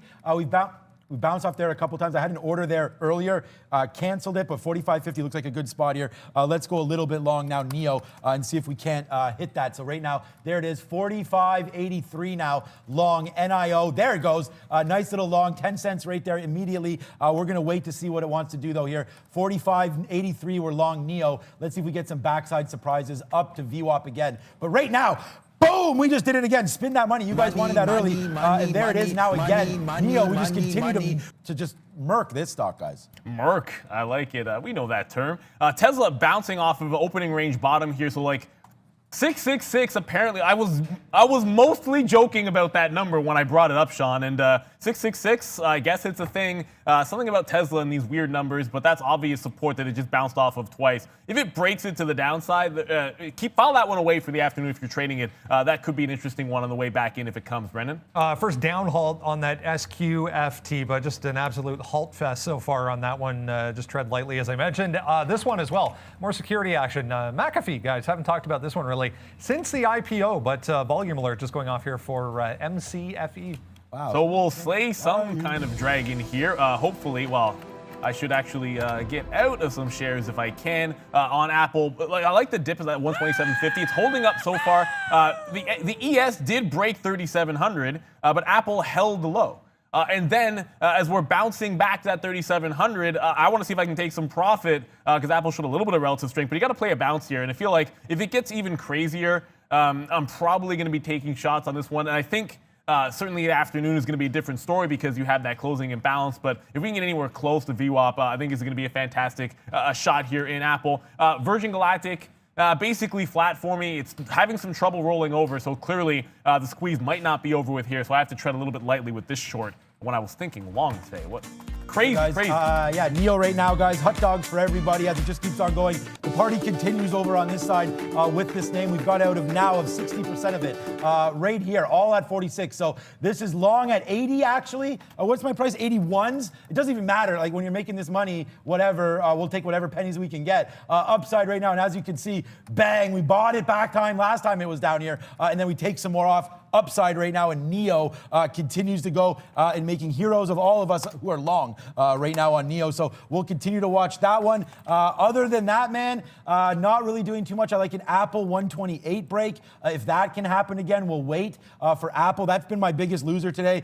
We tried it twice and failed both times. That's what's going to happen. And then Tesla, the only other one that we have today as a loser. I actually like a break back near VWAP here, 673 or so to the high side of Tesla. If it can go, and yeah, there's that 666. I use 669 as my out there, which was a good out because otherwise we would have got hit downside there. I don't know where the out could have been, but now that we've developed that this is sort of a bottom, 665, I guess, as the bottom there, you can use that as some support if you're looking for Tesla support. Absolutely, and I want to go back to, I don't know if we talked about Roku at all today. Maybe we did, maybe we didn't. This is not the first time I've seen this exact same pattern, whether you're, we just mentioned it on Tesla, but 330 opening range bottom, right back to the same price and then just buying that dip would have been fantastic. But look, Roku, I'm going to be watching a 336. If this can break out, we've seen when it holds bottom, just continues to run through. So I'll be very interested to see what happens on a 336 break. I just saw Virgin Galactic try to roll over. There it goes. Just got the first exit there. So it's in and out very quickly. Hopefully this is the one we can power up on, and it actually goes all the way down to VWAP. And this is not chasing missed profits, guys. Obviously, the 24 break would have been fantastic, but was looking off the 25 for a reversal. Mark, our guest, even talked about this. Being faded potentially on a buy to the upside. So wait for it to fail at a price and then jump in the second time rather than jump in front of the sword. If your bias is to the long side, be extra careful when you are shorting as an active trader. But so far, so good. I can't say so much with Apple here because seconds ago I'm like, yeah, baby, it's starting to go back up. And then it's right back to 127.50. So who knows? Don't tell me BFT is actually going. Yes, BFT going. We love BFT. Before you go over to Brendan, guys, 26.40 here. Like this break on Palantir, it's been resisting this 26 bottom. So again, I think it's well worth the profile here for risk. If you get long on this break, I know. Look, I know VWAP's right here at 35. You could take a 35 break. I think I put it in at 40. Yeah, 40. So I'm looking for this 40 break upside there, just to cover up some of the stuff that we had right here. If we can get right basically to this level, then I think we break, and then we can watch what happens at 50. But I do like Palantir for the long right now. We did dump our Neo there for flat on the way back, but again, we just want to make sure we capture all the profits. That was a great trade. Neo to the moon, guys. Made more on that one today than we thought we would. So that was a good trade on Neo. But look, pretty choppy right here. Mr. Wickens at the big board. Let's see what's going on.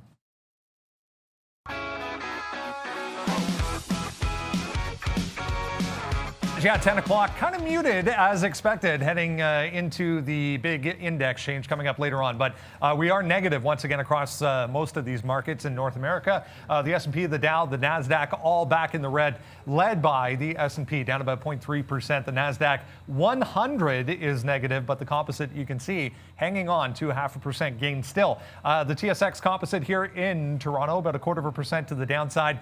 If you're in Brazil, good morning. 0.8% for the BOVESPA to the upside. Chewy, guys, a couple things from the watch list to keep in mind. We had quite a range already on Chewy. Got up to 102.5, all the way down to 99. We're kind of back at 100 right now, so it's trying to hold. Again, I mentioned yesterday that 100 level ended up being a bit of a magnet for this, so we're seeing that play out once again today. Square still stuck in a range. As far as yesterday's range, the low down here, 228, up to about 236.5. So we're inside of that range. Needs to push higher or lower to go anywhere today, I feel. I just looked at those two coming up here this morning. Again, right across the board, kind of muted action so far as expected today. Back over to you guys. Yeah, I believe this. Come on, cancel my order. I believe the same thing. Ooh, a nice little slow look there. Hey, guys, what's up? We've got our coffee cup. We've got Miss V there. Give a big wave, Miss V. I like those yellow Beats headphones. My kids, Valeria, favorite color is yellow. So if those go missing, it ain't me. But yeah, that's a good little look there. We have AirPods and whatnot going through. Yeah, go to Miss V. She got them on now. A good look there. And not that we are Beats. Oh, Beats is Apple. So yeah, okay. So she's supporting the Apple look there. We'll throw to her in a minute, guys. No rush on that one.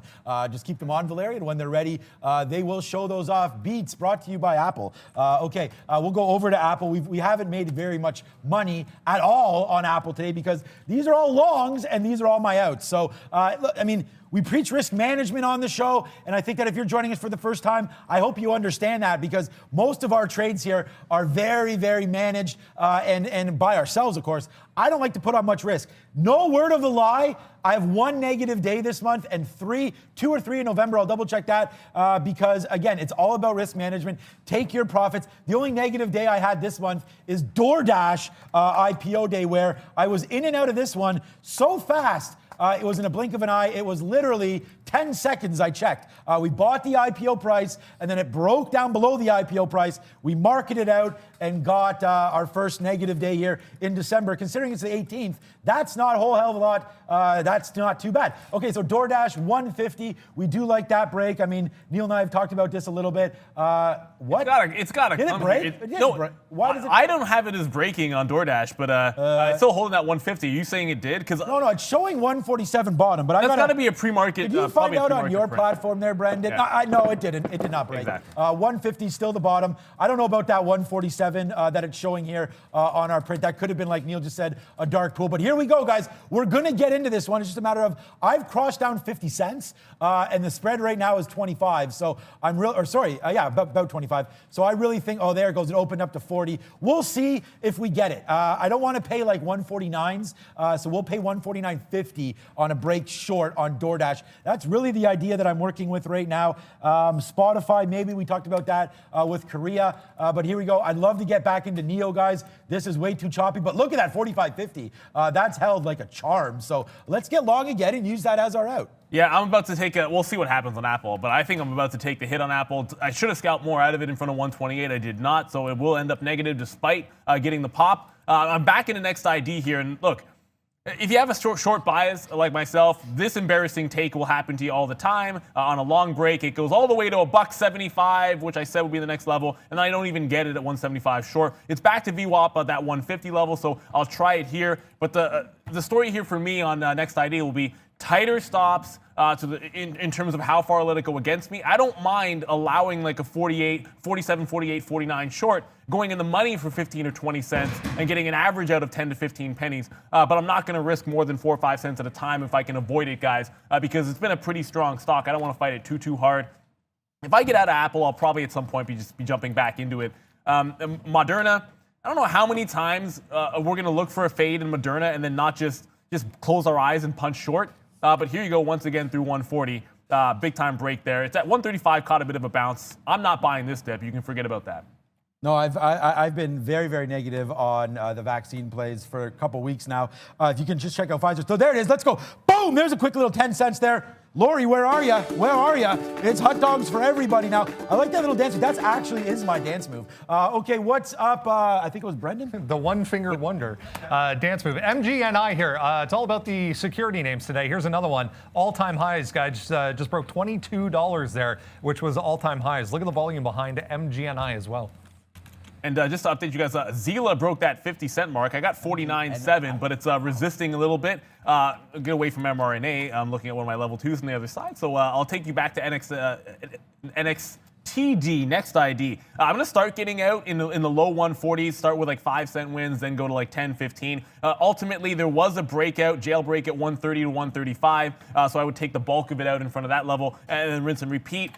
I will jump on the roller coaster ride again at some point, that is Apple, but for now, I have covered it, so you lose like that 30 cents. I should have scalped more out for the 30-cent win when I did have it. It's jumping back to Roku. No break of 336. Just turn around off of that high, but double top now at that 336 level. So I am looking for a breakout through the high of day on Roku. I wanted to see how deep the retracement is. If it breaks VWAP here at 33, I would certainly maybe take that idea off and then look for another entry long. But as long as it holds up, looking for that 336 top break on Roku, which once again, moving to the upside. Okay, MGNI here. I do like that. I looked at the chart. It looks really sweet right now. Breaking back to the upside is this stock up 11%. That's not even that much. We have 22.20 here. There's some size there supporting that day high. I'm more interested in a break here of 22.25. So we'll see if that does happen. I'm going to wait for that. The spread is what it is, but I do think that this could fall back down. But we will take this trade through there. Services. Okay, yeah. So there is something here on MGNI. If you look at the daily chart there, unfortunately, I was listening to Brendan, but just so much else going on. 22.25, recent high 22.15 back in, I know you covered this already, December 7th. So I like this stock, man. Play the momentum. It's already had a nice base here. This is not going to be a long-term play, but it is going to be one I'm going to make right now. So MGNI, let's see. 22.25 needs to be taken. Oh, and ho-hum, bye-bye as we do it again. It's a banger for Neo today. My most profitable stock, and should be yours if you're following me. Boom, another 20 cents, man. Neil, no matter what the day is, it doesn't seem to matter for your boy over here. Witching, whatever. We still rocking these stocks. I was nervous this morning. We took a hit early on Apple. We took a hit early on Tesla. But what's a hit when you have all the winners? Feel like a couple hits here, Michael Jackson style going on right now. The hits just keep on coming. And when we're ready for Valeria, I still want to show those yellow headphones. Did we do that already? We already did. Okay, forget it then. Sorry, Valeria. SQFT, which Brennan mentioned, halted one more time here. I got to make sure I get my locates on this. The halt fest is still sort of on, but look at this level from a couple of sessions ago, this 830. You've already had a failure through that price once. It just opened up again and a little bit lower than that. I mean, this is what I want to be doing, is shorting off of this 830 to 845 high. If I can't get the locates in time, unfortunately, I will miss this trade, but it looks primed and ready to go. Zila, 52 is going to be my out. Tight stops. They're only a couple of pennies, but I want to see if that can get down to 40.50. NXTD is working to the downside, and Roku just broke 336, so new position alert, just took the long break. Brendan? I feel like, what is this? 1, 2, 3, 4, 5 days in a row now. We've talked about VUZI, V-U-Z-I. 52-week highs here, coming up to 750 once again. 1180, 52-week highs for VUZI again today. New product launch today for them. All right, so it's VUZI time. Yeah, there it is. Oh, here's the look. Hey, there's the headphones again. You guys loving this look today. I have my little board here. I'm going to hit something up soon, and it is a new position alert because MGI there, I don't know how I got long 25 on a 25 break, but okay. So now we are long 22.25. I don't know if, there it is. It must have broke and then come right back. So I guess the high is 28 there on that. So I guess I'm pretty lucky to get 25s. I don't know. We'll see, though. We're going to give this one at least back to, yeah, you know what? This is probably enough for me. Let's wait for that level to break. 21.75 breaker on that one. We'll take it out. You know what? Let's get a little bit more. I mean, we're up in the money a lot today. It's been a good day. So 21.65 there. We'll give it all the way back on MGNI. Brendan. Just watching Tesla, guys. Just saw a note saying that Tesla's been forced to halt construction of their Gigafactory in Berlin due to a missing $100 million deposit check. So if you're having construction done and you had to put a deposit down, don't worry, it's not as much as Tesla spending $100 million on a deposit check that apparently they can't find, guys. What do you mean? What do you mean they can't find it? Just send it in crypto, man. Send it in crypto. It'll get there, no problem. Guys, over back to Roku. I did get out here 337.50. So the break worked. Took $1.25 on it. I'm looking for any kind of a dip, maybe into like 335 or so. I just want to play the momentum on this one. It's been so strong. You don't know where the top can end up being. So no obvious target other than 340. If we can get it, winner is a winner. We're definitely going to take it. SQFT no locates. Thank goodness. Just continued to break higher. It just took out the high. I got no levels to the upside here. I'm going to look for it to hopefully halt again and then track this name, but no locates on that one. Roku, no trailing stop either. I'm going to be buying the dip. I mean, you want to talk about buying the dips. I mean, we did it again, guys. Superman is back in the building, and we didn't go anywhere because look at what NIO's doing. We buy here, out, buy here, ripping to the high side. So hopefully you're with me. I hope you're with me as well, Shakib. You talked about Hydration Nation. Here it is. We're hydrating. And you also asked me about EV space. There it is, man. NIO, I already have a bunch of fills, 34 trades already. If you add all these up, 34 here on NIO. Each one of these is 10% out, 10, 10, 10, 10, 10. So we do hold 20% left now of our NIO trade. In the money, 45 cents. And yeah, hells yeah, we're almost near our highest spot of the day. Unfortunately, we still have that Apple trade where we lost a little bit of money on that one, rearing its ugly head here. But look, we're well positive. We've already hit our daily goal, but we hit that early and then gave some back on Apple. We hit that early on these NIO trades, guys. Give it back over, Bren. Some retailers showing strength as well. Just brought up Macy's here, 3.5%. Huge monster print at the open. You can see there right when we started trading this morning. But trying to hold above 1075 here for Macy's. There was a couple of analyst moves on this one too. Going to go back over this IPOB. There's your 30 break. This is a little thinner than anticipated here. So 25 cent spread currently. For $30 stock, you had to cross a little bit deeper than I would have liked on it. But it's going to give an opportunity to pull back in. So if I can catch it, maybe less shares on the way out than you would have on the way back in. 30.50, certainly a reasonable target. 43 was a high of day. Of course, we talked about this one. I think it was on, yeah, it certainly was on the watch list. This, of course, Social Capital SPAC. And it's going to be open, I'm thinking on the NASDAQ, sorry, maybe on the New York. On Monday, guys. So this one is going to be a good one, likely. I think buying today probably better than buying on Monday. Oh, I wanted to, I was on the phone, and I'm not going to say who it was with, my broker yesterday because I was hella pissed that they were not, and oh yeah, by the way, on the phone for over an hour and a half before I hung up. So they got an ass email from me, and I may switch. I'm not going to say who it is because, again, I don't know the problems. They haven't emailed me back yet. But anyways, I want to buy some STIC. So as soon as they're able to, I want to get into this name. Again, we talked about bark.com. This is one of those new, right now, it's, I guess, just a unit, which is probably why I can't buy it. But I'm going to find out later. I put an order. I can't put it in now. I have to wait till after the show before I do any trading in the personal account. But I like this SPAC, if anything. I like STIC there because the reason why, guys, is because, again, and I got to have a shout out to my doctor. One of the, obviously a doctor is a great profession, but he asked me when I went back with him about a year ago, what stock should he invest in. I actually said it was right on Chewy IPO time. So it was right down around here, $25, $26. I can't remember. It must have been right here, actually. Chewy IPO's 35, drops down into this area. And you guys know, just like Palantir, man, when we're about to break out on some of these things, see some shadows. Hey, what's up, Lucas? Oh, scaring me there. $30 there. That was a great play. Now you're seeing Chewy just get elevated to the upside right now. So I like the same for bark.com. Okay, new trade alert right now. Let's see about Palantir. We go long on that 26.40 break, guys. Palantir, let's go. Brendan, give it to us again, bud. Another one here, guys. UAVS, that drone maker, back to the upside. 10.5% here. Just took the top off there on a huge volume spike through to 350. So 2 days in a row here. Actually, 3 days in a row here for UAVS. Did get that dip into IPOB. Of course, that is going to be an open door come Monday. Trading this name for today. 330.43 is the high of day. We'll be out in front of that. Certainly, if I can catch a 30.50 break, we'll play breakouts. The market is back to that 3,700, and that brings me back over to Apple, which, essentially is like take a little bit of a win, then take the hit on the rest of it. It's still grinding to the downside, but I'm going to try another shot at it at some point. I think 27.50 is likely to be that same price, but I don't want to chase it too far. No chance to dip into Roku. It just bounced right back above that 336. So back in the money, a few pennies on that one after already taking a buck. One other name that we have not, well, actually, Brendan did talk about this, BlackBerry, with its poor earnings. Right on session lows, looking like it could break down at 750.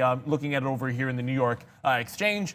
I'm looking at a bottom break in BlackBerry. While it's still not short sell restricted, it will be very shortly if it breaks that 750.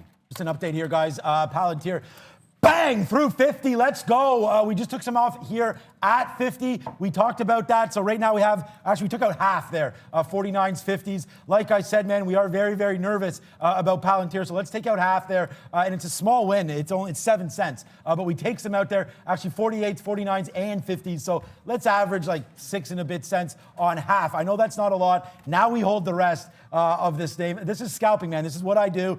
We take that. Look at NEO right now. You want to talk about something right here. I haven't tweeted anything out, but the cash cow continues. You guys want to trade anything on this show? I've been so hot fire with NEO that I really think that this has just been such a great stock. Was one of my #1 stocks yesterday. And today, look at this, guys. 70 cents now for the high side on NEO. And we just keep on rocking and rolling, guys. Only 2 negative trades today.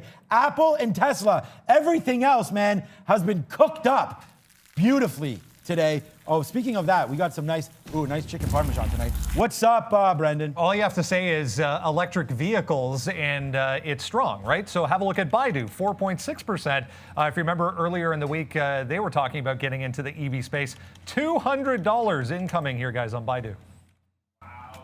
I'm trying to stay away from that urge that you get when you see a nice round number on a move to the upside? Well, that's just usually what I get. Most of you probably think about buying a breakout. Thankfully, got one of those in Roku. Next ID came right back in. Look, I like a price level. I'll play it in both directions, of course. Reversed to a long at 150. Now I'm leaning to the short. Gonna, like I said, scalp out in front of 140.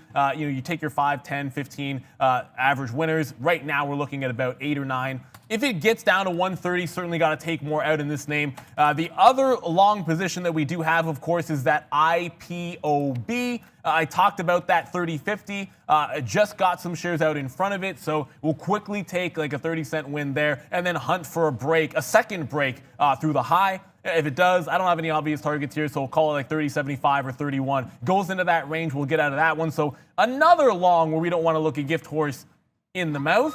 And all these names, I actually don't think I've strayed too far away from the watch list. Every name I've traded so far, either on yesterday's or today's watch list. If you're not getting that for free, I don't know what you're doing. Preparation is everything. And if all the names that are hot today have traded a bunch of symbols, you have to have a bit of a plan, and you have to know where to look because the market now in a 5-handle range on the ES. So you got to find what's really moving. And there's plenty on our list today, guys. Yeah, we're back to the highest spot we've been at. Look at this trade. 25, guys. Out 40 right now on MGNI. So here's a stock that I don't normally trade, but if you're rolling with me, it's one ins. Like normally, I'm in 1 or 2 times, averaging in like that. For me, anyways, that's kind of my style. We'll see if we break through 2250. Could be an average up situation here, but we're just cruising right now. 13 cents in the money on MGNI, and then NEO. I mean, congratulations, anybody long NEO.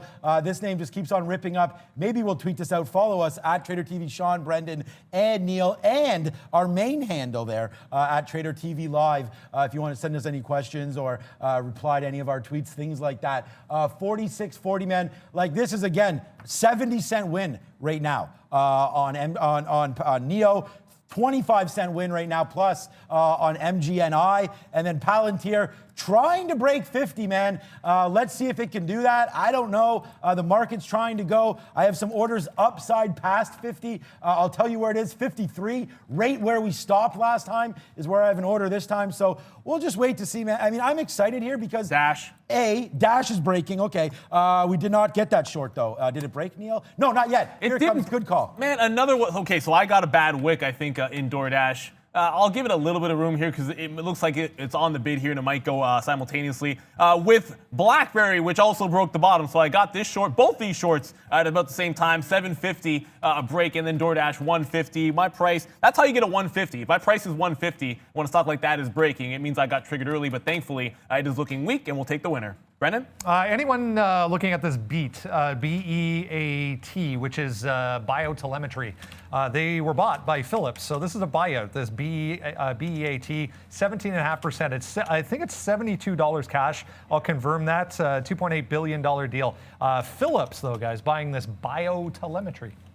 You know what? The interesting thing about that is just that you're seeing takeouts in the space and some aggressive ones. That stock wasn't interesting to me when I looked at it in terms of even market making on it. I'm not looking to do here. But DoorDash, I got some shares out here at 149.39 on the way down. Of course, lucky to get a 150 price. It's because I got in before it broke, but I didn't want to immediately take it out because I really like the short. So nice little win here. I think you can get maybe down to this 147.50 area before all is said and done. This is what you're looking at on DoorDash. Obviously, forget about that 147, 147.50, certainly just a psychological level. We talk about those quarters. They matter in cents. They can matter in dollars as well. Yeah, I took some out there on Dash. Yeah, we got, like I told you, I was crossing down 50 cents. Yeah, we got 59s. Yeah, 59s. And we just took some out there, 34. So it was a quick 20-penny winner, 30-penny winner, just to take it for a little bit out there. We will wait for 149 to break. Of course, we're loaded up on this one, so we do have some more bids there. I'm going to give it back to 152 and change. Where's my bid? Did I not just get hit there? Oh, I'm bidding 07. How low did we go? 13. So we'll see. Boom, there it is again, Superman. We still got this on, guys, so let's wait to see how much this one can bring through. I like DoorDash. Let's just hold the short the rest of the day. New position alert. Your boy's trying it again, and unfortunately, my eyes were not on this stock. I would have liked to have 671 on this VWAP break. Unfortunately, this is when VWAP was back up here. This little break now, but we are long 673.71. I'm actually just going to give it to 669 again. This kind of a break spot again. Like, we've come down to these levels, so if it breaks again, I just fear that we could go back downside. Let's just see what happens.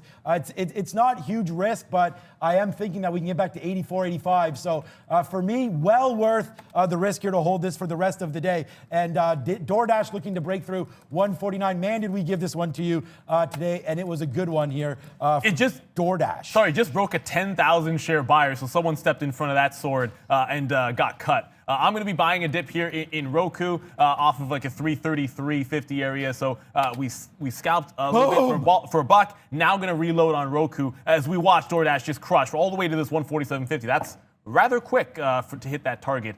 But it's also 10:20. Wowzers. We just got out of DoorDash. That was fast. Let's go to Brendan at this big screen. Let's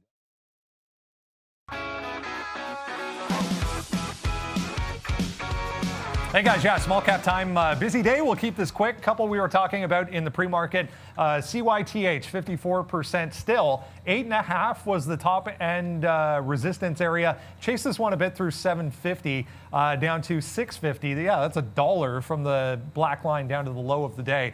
Big range on this one, but trying to retest that same area at the moment. So if it gets anywhere near that 850, might be worth a look once again for CYTH. Only 2 trades for me. Day that was kind of less is more. 4.5 at the top. We mentioned on the CNSP right before the open. Anything I said, anything 4 up to 4.5 would be a great revisit. Yeah, never got anywhere close. We're down to 290 now. About to break the lows here on the CNSP. Guys, back to you. Like, I mean, how huge would I even be if I didn't even take Tesla today? I touched the fire. Actually, I've now lost the same on Tesla as I have on Apple. So oops, put this back up there. We did try it twice here on Tesla on reweighting day, and yeah, not much. 26 million shares is pretty good. We'll see what that can do. It's supposed to do a hell of a lot more than that, even on the closing print. So watch out for this one, 670 and change. We were at our highest spot there because things are just happening right now, man. DoorDash all the way down 148 and change. We take out 20%, 40%, 60%, and now we hold the last 40% of this trade out of the downside here. Let's see how much of a win we can take on this one. The bottom 147.50. I say there is no bottom to this stock. So let's just keep on watching it, and we'll see if we can't still hold this one. We are already at this low. I'm still giving it back to here to 152. In case it gets some legs, it could go. But I'm going to put another bid at 147 and change, see if we can't take $3 on this. And yeah, good moves upside there. Fastly moving nicely. Palantir bouncing around. We did get out of that on the downside, so that's going to be a loser. But look at that out, like the worst out possible. And this is the thing on days like today, you got to watch out. Let's just take another break. Watch it bouncing around VWAP. Average in down here, that's just horrible. Like I get out at the very worst spot. That's why we take some profit there. Turns out to be a loser, but not as bad. That's half out. So on average there, I guess we got out at 22. We're in at 42. That's 20 cents. Then we took about 7 or 8 there. So yeah, about a loser of 13 pennies there on Palantir. That's a scratch. If you've ever heard of the, you guys should know the Black Knight, little Monty Python action. Speaking of CrowdStrike, I'm speaking of it because it was a fantastic call to alongside by our guest, Mark Roberts, but some moves got to be faded, and the market coming back in, profit coming, happening.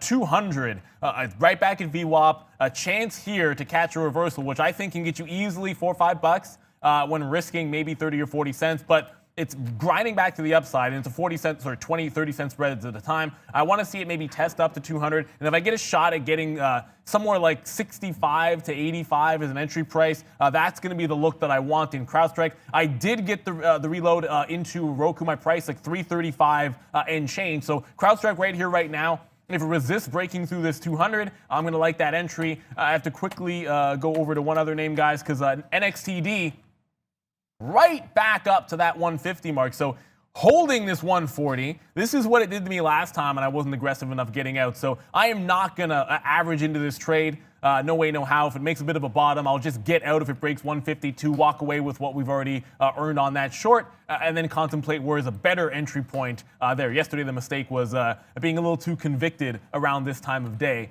with this particular name. Okay, yeah, DoorDash, we just looked $3 in the face there, didn't take it on a 147. Oh, I guess not $3, I guess more like $2 because we're short at 50 basically. But yeah, that was a good little bottom there. I think we should put a bid maybe 147.50 and not get overly greedy on this name. But you know what? Screw you, DoorDash. So because we did take a hit on that one, so we are seeking some revenge for that. But 147.50 still could come back down. I just don't want to give it. I mean, they can't be a loser, but I don't want to give it back. So we might take some out here. But like Palantir, I don't want to make the mistake and take the bottom, although Palantir is right back to that bottom. Look at this. What a big move backside. 148. Let's get a little bit more out here on DoorDash and just hold the rest if we can. So the mistake right there. 148 and change. We got to get some out here as it is resisting that number, guys. Yeah, honestly, I got out because I think it's just an opportunity to get back in at some point on Dash. And that 150 is going to sound like a sore thumb. Usually, if I like shorting on the breakdown, I'm going to short in front of it as resistance. NXTD held up, so no stop out there. But I got to aggressively get shares out in front of 140, guys, because there's been a buyer down there. So I'll take advantage of that. If it's going to be 5 or 10 cents, that just is what it is. Brendan, what's up? Relative weakness so far in some of the chip makers. They've been relatively strong all week. Not so much today. Have a look at Intel here, 1.7% to the downside, kind of leading the market so far. Downside, I'll flip over to AMD as well. Not as bad, but still straight southbound for some of the chip makers today, guys. Yeah, I was looking at AMD earlier there and probably should have taken that out. So you won't believe this. I put my bid at 148.21. I mean, you would believe it, especially Brendan. We talk about this all the time. It went to 148.22. And then it didn't print me at 148.21. Like literally went there. I can bring Valerio over here to verify that stupid bid that I have sitting here. Let's see if it comes back down 148.21. No, don't worry, Valerio, you don't have to come. We'll wait to see if that one does come through there on that. But GE still making moves.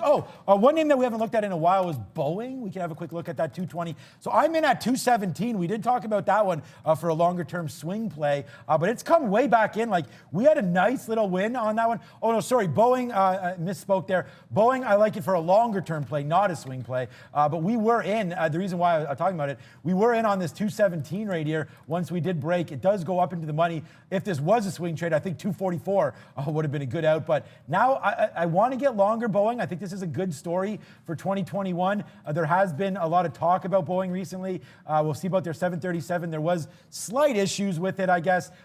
Some people worried about some things. We'll wait to see 190 could come into play.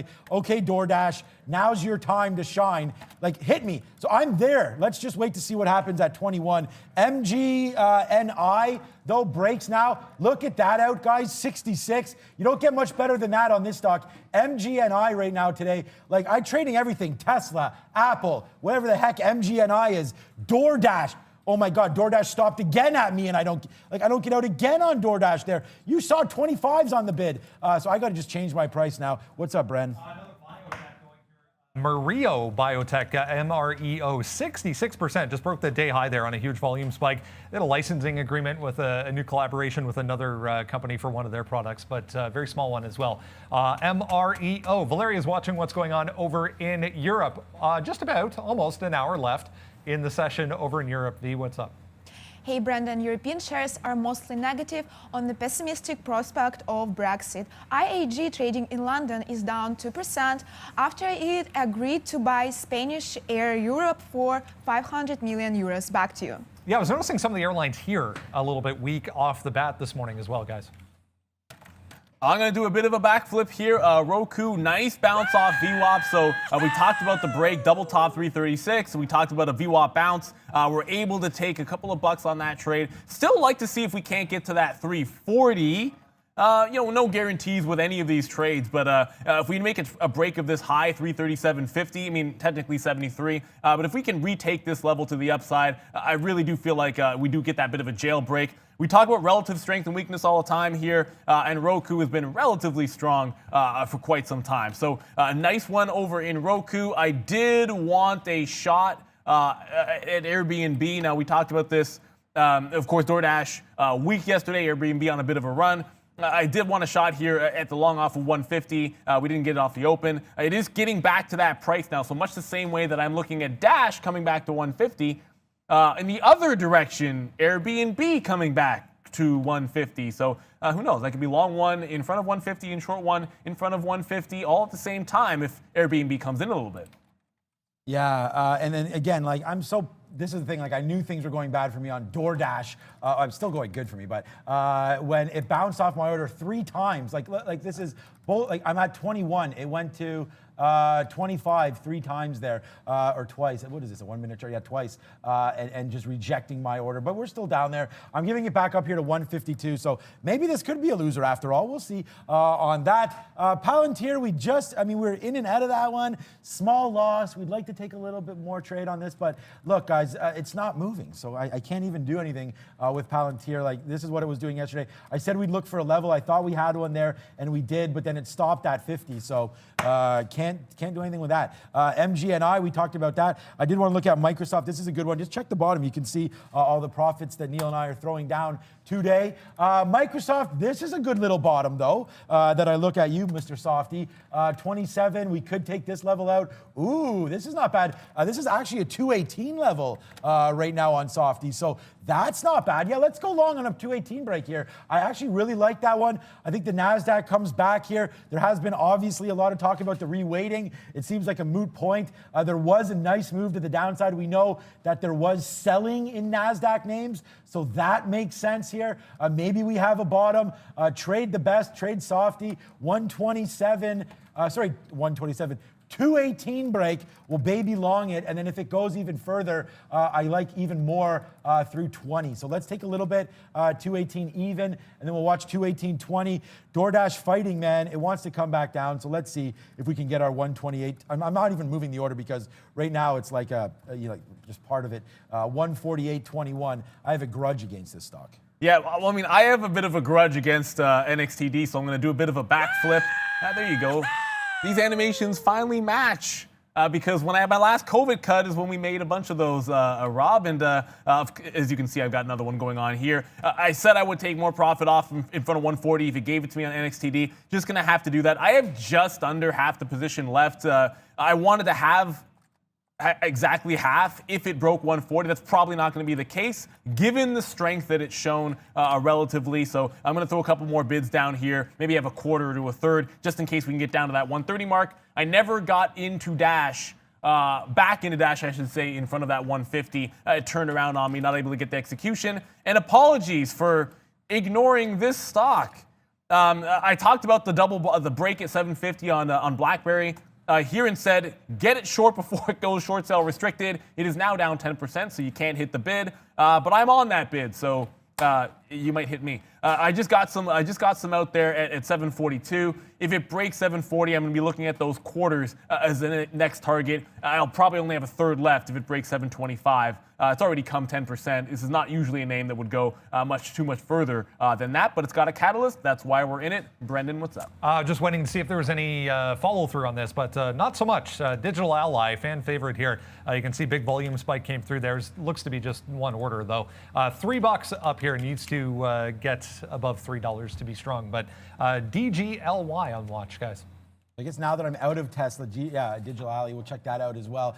Now that I'm out of Tesla, I guess it can start going up now. So if anybody's long, good. This is the thing, like it's right around here on VWAP. It just keeps cracking. Like each one of these is like, this is a $4, $5 hit. This is $3 or something like that. So it's not good. You can see the numbers at the bottom there on Tesla. But again, it's pretty light shares. Like I'm not taking too much risk here. We actually now are back at the highest spot we've been at all day. So that's a good name here as 40 cents now in the money, MGNI. We're still waiting for that Microsoft.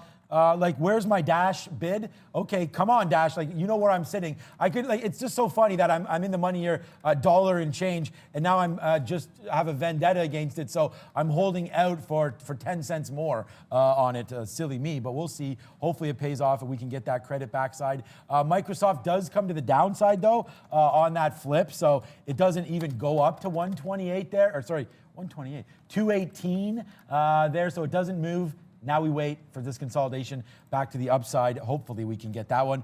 Apple, though, on watch as well. Look, same thing, man. I can't figure anything out on these stocks. AMD, this was a good bottom there. AMD has been such a strong stock lately. I think even more so than Apple. This may be the one if you're looking for a turnaround. I'm sure even AMD is being reweighted to the downside as well, so that's probably going to be affected. You see what's happened here? That was one of the easiest trades that we should have done off the open because we did know that some of these tech names would be coming off today, right? And so when you look at Tesla, like Tesla's going in, the tech names are coming off. Like how much, this is ridiculous.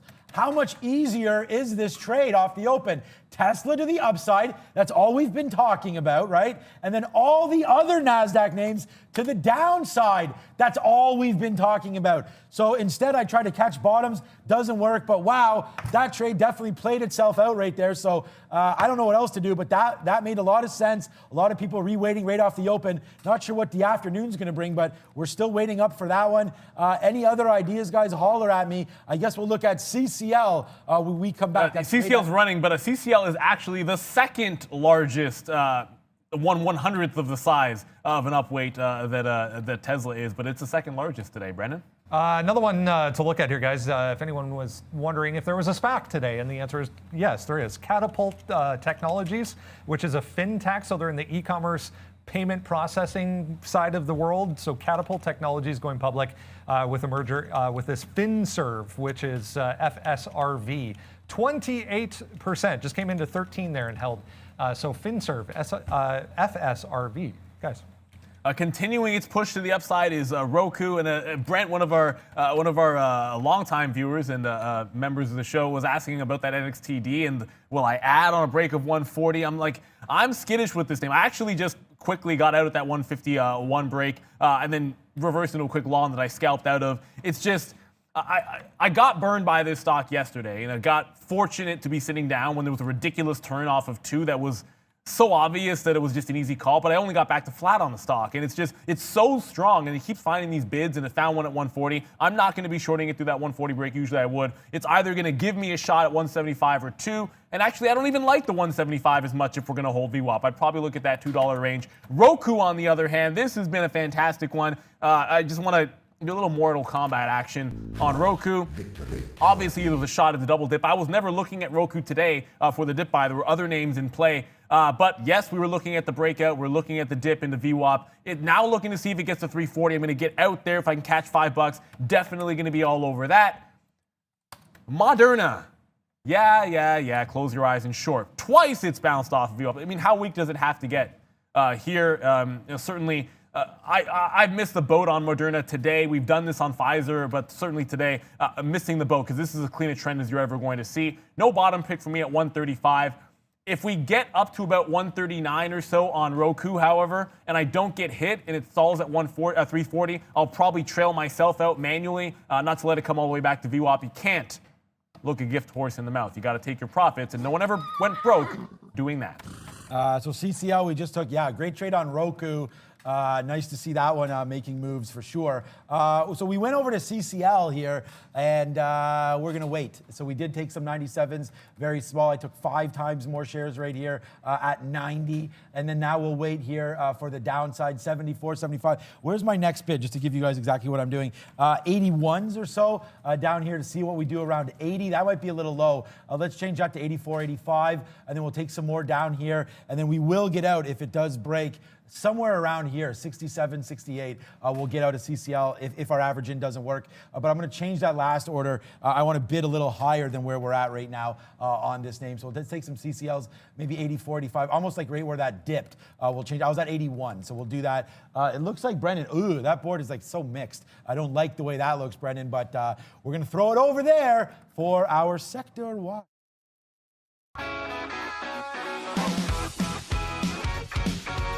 Hey guys, let's have a look at the S&P 500. Pretty mixed right across the board. It does look quite red, but muted action as we were talking. So we are lower on the day, down about 0.5%. You can see a lot of negativity coming from the top end of the board here. Financials, first off, banks are all pretty much in negative territory. The individual banking names all red. We have insurance companies and diversified financials all in negative territory. So banks are red. Real estate stocks also under pressure so far. CI, X-Ray, CNC down about 2% across the board. REGN, BIIB down here. This is the healthcare group.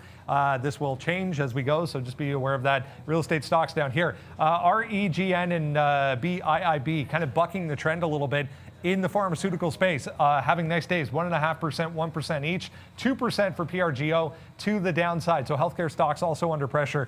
These two groups making up most of the weakness, in fact, in the overall market. I want to talk about the tech sector as well. Micron, we were talking about some weakness initially in some of the chip makers, but look at Micron there. back to the upside. I lost it, but was in negative territory. Here we go. Don't see it now. NVIDIA, AMD, anyways, all here in negative territory. Micron, the one to the upside, bucking the trend. FTNT, 4.8%. Norton LifeLock now 1.5 to kind of 4.5% higher. We have industrial stocks in the red as well. There's FedEx down there 5% on the earnings. Again, the earnings kind of historically good, but they didn't guide into 2021, so that's why you're seeing that negativity. AAL, UPS, there's another one here as well. Love down there as well. So some of the travel names in negative territory. But if you come over here, you can see the cruise lines and some of the hotels are positive on the day. So one of those days with the index change coming, where you see individual names making moves that you haven't seen maybe in a few sessions. Good example of that there. Consumer discretionary, information technology stocks stronger. Pretty much everything else, as we said, to the downside, including energy stocks over in the corner there. 0.5% for the overall market, guys. Back over to you. I'm going to go with a yeehaw, but I'm a baseball fan, and that means you can put it on the board. Yes, Roku. I don't own a Roku. I feel like somebody around here does. We keep talking about who owns a Roku, who knows what it's all about here. Either way, certainly a great bounce trade. A couple of good examples of finally me getting good outs when catching a bit of a bigger win. So caught the top on the breakout trade. Didn't quite get the perfect entry price dipping into VWAP, but that's not an exact science, so it is what it is. I probably should have added to the position on the way back up, but you can't win them all. If there was consolidation at 36, that's where the first out was. And then I said if it started to turn shy of 340, that was going to be my out. It turned at 339. There was actually a seller, just 5,000 shares. The second it saw it, ran away from it. I then got out at 338.50 or so. So you're going to catch a nice win on Roku if you've been following that party. It's going to bring me back over to BlackBerry. Now, of course, you guys can all jokes aside, it's just Arun and I and the entire planet that still have one of their phones. But either way, it is grinding to the downside here, continuing its slide. I've only gotten out a couple of times, scalping on the way down. I don't know why I have 2 bids at 37, just need the one. If it gets to quarters, I'll probably be out of almost everything and then maybe hold like 10-15% on the off chance it can extend into 7 even, guys. Want to go back over to Airbnb? Never really gave me that look. I wanted 150, of course. I talked about that in front. And obviously, I would have taken a shot at it. Double bottom here at 152. I'm not going to extend that far. Certainly at this time of day, you want the prices that you like. If you're up on the session, which I am, actually, it doesn't even matter. Up or down, this is not the time of day that you usually want to throw away money, especially when we're looking forward to that Tesla close. I'm looking at Apple at the close as well because any of those tech names could give you some awesome opportunities to buy some dips. Tesla gave you one here at 655. Right now, look at the bottom end of this little consolidation, 666. Why not, Tesla? If this somehow shows its face at 700 and there's a chance to fade it in the afternoon, like at the close, you could see some crazy action in Tesla, and there's going to be some awesome scalp trades available to you guys. I'm certainly going to watch all of those opportunities. And NXTD, I'm not going long here, but I've been saying all morning this just didn't feel like the same amount of confidence in the short. That's why I actually reversed a couple times and scalped some long trades on this name. It does feel like it is going to make a test at 175. My best trade was in the afternoon on this one, so I'm definitely going to be looking for a post-lunchtime pop, something I can fade. And if it takes out this $2 level, this was the ultimate short yesterday, and this is the only reason I was actually flat on the stock because I lost all the way up, and then this was just the easiest short you could ever see. Twice it gave you this $2 short. If it comes back in that range, I'm almost anticipating a break. That if it tests 2, it breaks 2, and I want the failure back in. So on next ID, I'm going to allow it to break levels up before I take the entry. No jumping in front of the moving train on next ID today. If I do it, then I got to slap myself in the face. I can't do that again, not after yesterday. Slap.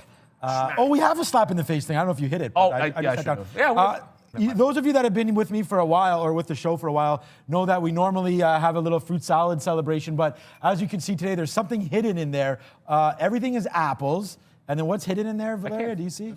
Kiwi, yes, Valeria, you are right. There is a hidden kiwi. But then I just realized, though, that, okay, we just got more CCL.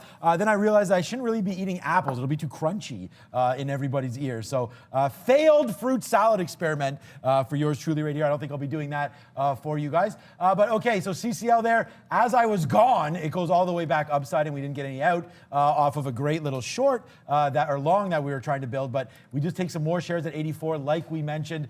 I want to give this one all the way back. It will be a decent trade. Like if we lose, it'll be real capital, the real profit that we'll lose on this one. But again, I like it. Let's try to hold out for a little bit here. The only thing that's making me a little bit nervous is when we do break this 82. The reason why we're holding CCL is there's like over 650 million to buy at the close today. And again, you know, Tesla, we've talked about that. That's why we were trying to go long on Tesla today. But look what's happening, man. Nothing on Tesla today. And it looks like we dipped into CCL. Our average price is 89. So I like it. And I've given you guys, I'm going to be loading up again down here, 74, 75, just to double check. I'm actually bidding 76. So you guys can see that to see if we can defend this level. And then we'll get out if we break this little wick here. I guess it's not a wick. The beginning of this candle, which is 68. Maybe give it back a little bit more to VWAP than that. But that's what we're working with right now. Dash, I hate your guts. It's right back to flat. And then everything else, man, we can check back, Neil, on Microsoft. Let's have a quick... Sorry, before you do that, it might not be a good idea to still have a phone with a keyboard on it, but it is a good idea to go short when they disappoint on earnings. So BlackBerry, yeah, we got that 737. Now, I jokingly was like, why do I have two bids down there? It's going to go further. Yeah, I probably should have had two bids down there and gotten more shares out because it just turned off of 737. It's hilarious. I just canceled one. Look, if it gets back, at this point, if it gets back above 750, I'll probably just get out for flat on this trade. So BlackBerry working well, but it just had a bit of a turn off of a very random price there, 737. So unless you're into planes, I don't know why it turned. I'm still in the money here, but it got to trade with caution, moving my stop to break even. Brendan, did you bring a CURO yet today? As this stock is going absolutely insane. Maybe you may have just done that, but I'm just noticing it right now. CURO.NY. Come on, guys, let's load this chart up. Okay, you can see here, nice little move off of this. This is not an IPO or anything today, but $10 break, yeah, wow. On a daily chart, that was great.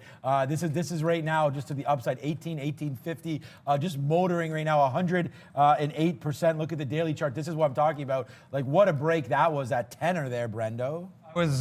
Stop reading my mind, Sean. I was literally just going to mention this. CURO, so the Catapult fintech SPAC that we were just talking about, that FSRV, is in the same group, same business as the CURO. So the valuation that was given to Catapult on this SPAC merger is significantly higher than what CURO is currently. So that's a reason for the move. So a bit of a sympathy play today. 52-week highs up here for this one, guys. I like it. And speaking of highs, FireEye just still going up to $16 here. Just showing you the 15 minutes so you can see obviously a breakout through 15 and then breaking through recent resistance at 65.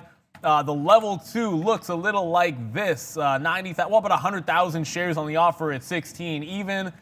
Yeah, it's that time of day. I mean, it's certainly one of those things that you got to look at.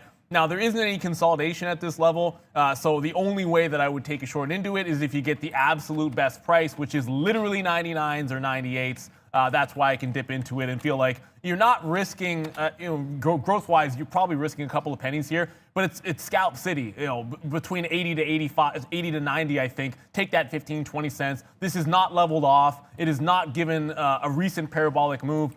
So obviously this is just a play off of that size that you saw at 16 even, which we can do if you have direct market access. But if you don't have that ability to get paid to trade, make some rebates in and out as you take 5, 10, 15 cent wins, that's a bit of a different story here on FireEye. Wow, that Kiro is still going. Okay, MGNI, we're just going to get out. I told you initially on the initial bump there that we would get out somewhere around here if it does break to the downside, but I've changed that because why? Why bother with that when we've just taken it out here?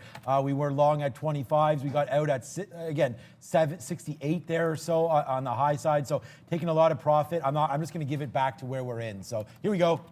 We should be out in a second if it breaks. No, it didn't break 21 yet. We're waiting for a 21 print. When that happens, it will get us out. But there's MGNI. Okay, it doesn't break, so that's a good trade. Okay, I've tricked you, DoorDash. We're going to wait to see where my bid is. You do not know where it is this time, my friend. So let's wait to see if this can come all the way back. It does fade off that 150. We should have actually got some more short there, but let's just wait to see if I can get out of this first, and then we'll wait to the downside. I mean, look at the spread here. Like, this is why we're not getting filled. It's because they see real liquidity on the bid where we're bidding, and then they don't want to close the gap. So I got to try to figure this out. Maybe use some dark pool. We have access at Day Trade the World to basically all the dark pools. So I could hide this order somewhere. Maybe that's the better move than sitting on a lit venue. Duh. Are we ready? Who did I hear to throw that to? Brendo. At the big screen. Let's go.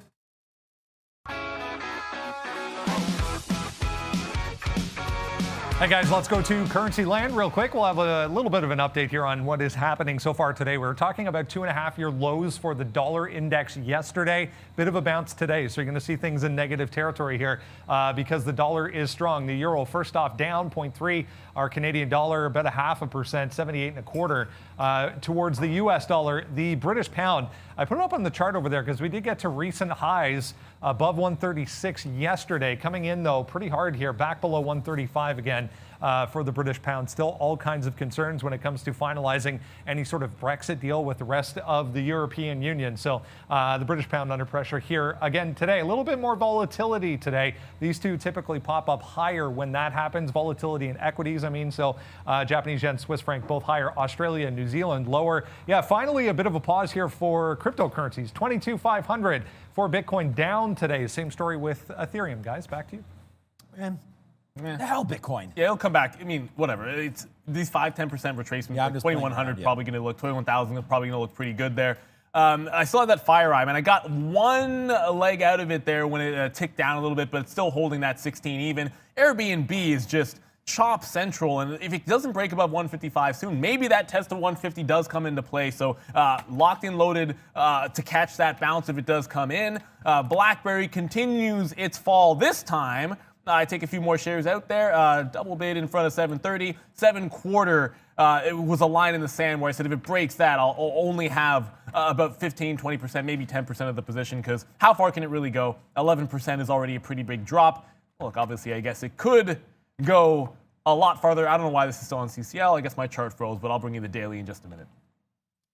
We also refilled our coffee. Only second of the day. So, yeah. Oh, yeah. And also, Hydration Nation. We're doing that as well as we go. So, DoorDash, damn it. I saw someone say, oh, wow, I don't know where it was in the chat. They said, oh, you can hide your orders? Where it is? Oh, here it is. Mahalo. Oh, my God, you can hide your trades? Hell yeah. We don't hide our trades here. What we're talking about simply is hiding our bids and offers here because as you look, I mean, all my trades are right here. You can see anything purple is a short, anything green are buys, and then anything, shorts, yeah, sorry, and then anything red are sells. We can go over that. CCL coming back to the downside, that's for sure right now. But we do have our out. We just got our other long right there. Just like we said, I planned this trade out perfectly. This is exactly, I mean, it's not exactly. I'd rather it go higher, but right now I'm well worth the risk here. I know I've got this covered. If it comes back to the downside, we will get out and take a hit. But for right now, guys, this is what we're rolling with, and it looks pretty good. Microsoft also, guys, breaking to the high side here. Nice little win. We'll take off a little bit now. Where are we long? We're long at 02. Just took some off at 10. So what's up, Bren? Another one to look at, just saw somebody else was mentioning this one, XPEV, guys, 5% almost for XPEV today. There's nothing major on this. We are coming back into significant areas here on the daily chart, but they did say they delivered their first SUV to Norway. So Norway getting the first deliveries of XPeng vehicles, guys. Nice job, XPeng. Good look for them. And I wanted to show you a higher time frame on BlackBerry here, just so you can see that 7 level. A couple of times has been some, support in the last few weeks, right at the start of the month, guys. So that's why we get that target. Wanted to make sure you could see that on the daily chart. You probably are looking at if it breaks that 7. Look, you had a resistance at 690. That goes all the way back to the end of last year. So that's the reason I like that level, both on the 15 and both and a daily chart. You're going to see some certain resistance or resistance turning into support potentially. Back to Baidu. one name that we didn't look at today, I resisted the temptation to jump in front of the sword at $200, probably worth a look. But you saw what happened with Roku on that secondary push on a bit of a double top. We think 200. I think 200 could do the same thing over here in Baidu. 199.80, almost to the penny, guys. It hasn't even been able to get back to view up. There goes FireEye. So literally lose like 3 or 4 cents on that one. Short in front of size, guys. That was the only play that I was looking at there. It didn't really get much out in terms of the scalp. I just got my first order filled. So going to take the hit. That'll be negative. But I'll take that trade almost every single time, risk reward. Now going to put an order in to break long on Baidu. 200 even. High of the day, 199.80. I like the 200 break.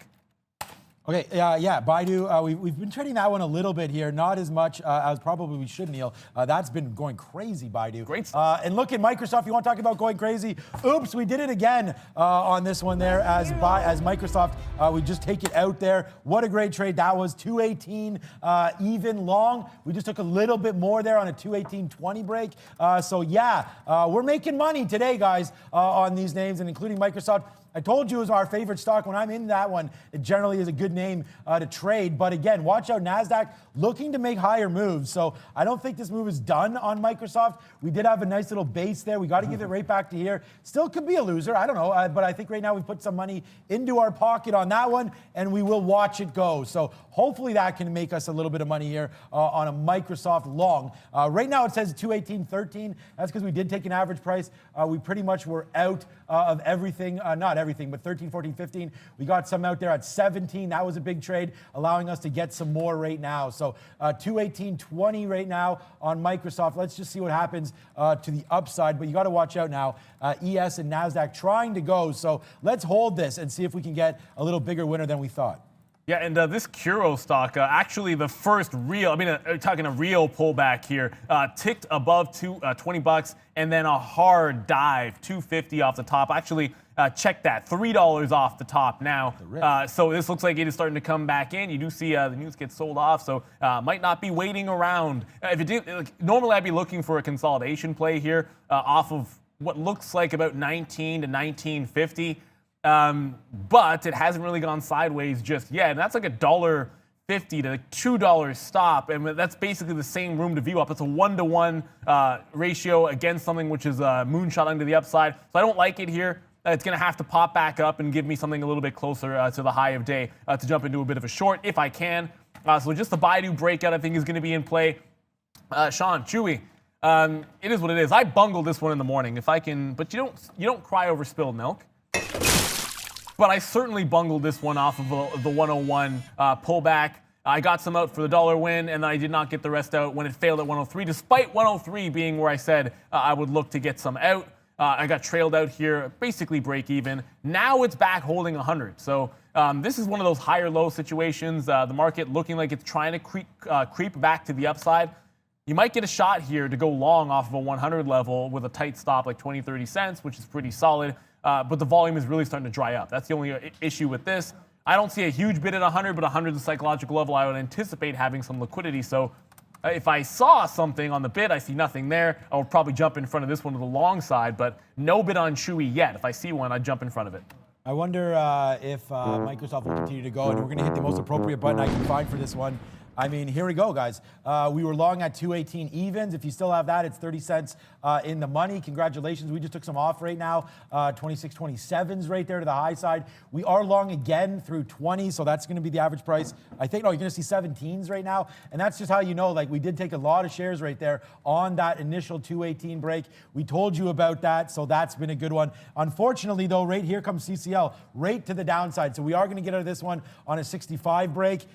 Look, sometimes it works, sometimes it doesn't. And CCL today, we take the shot there on this. And look, it is going to be a loser. We've talked about it. We put our money into CCL there. And I really thought that we had a chance for that to get going through 22 there. Let's just wait to see. I mean, I'm talking like I've written the obituary on this thing. We're out 13 cents, guys. It's not the end of the world on this. So we'll wait for CCL, but I don't know. I have such a high expectation for myself, so that's why I get a little sad whenever I have any losers on, and I'm not sad. It's part of the game. You got to be able to stomach those things. And over there at Europe, oh, before we go, I did want to say a shout out here. Here's some money, and we'll take that. Ghosts and is that the Snapchat ghost? I don't know. And some hearts. I'm hoping that your grandma has been freed, because yesterday we were a little bit concerned about that one with grandma there. But look at Palantir, guys.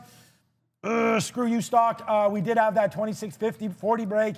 Now it's well in the money. Look, this is what we do. Sometimes I drop stock prematurely. That's a good example. The worst out you could have possibly had, but hey, not embarrassed to tell you all that stuff, guys. You've been with me for long enough time to know where the real stuff lies. Miss V, give it to them.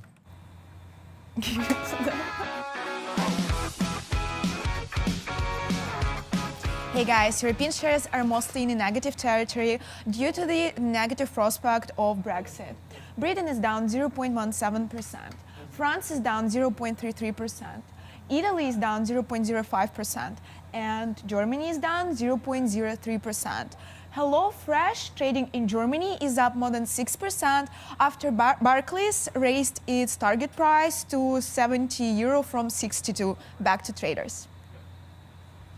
Thank you very much, Valeria. One name that I don't know that we got to on the watch list, and I've said several times, make sure you check out the watch list, was that Cyclotherapeutics. Actually, you know, I think I did mention it briefly. It never gave me the entry I wanted on the short trade. But there's no actionable news here.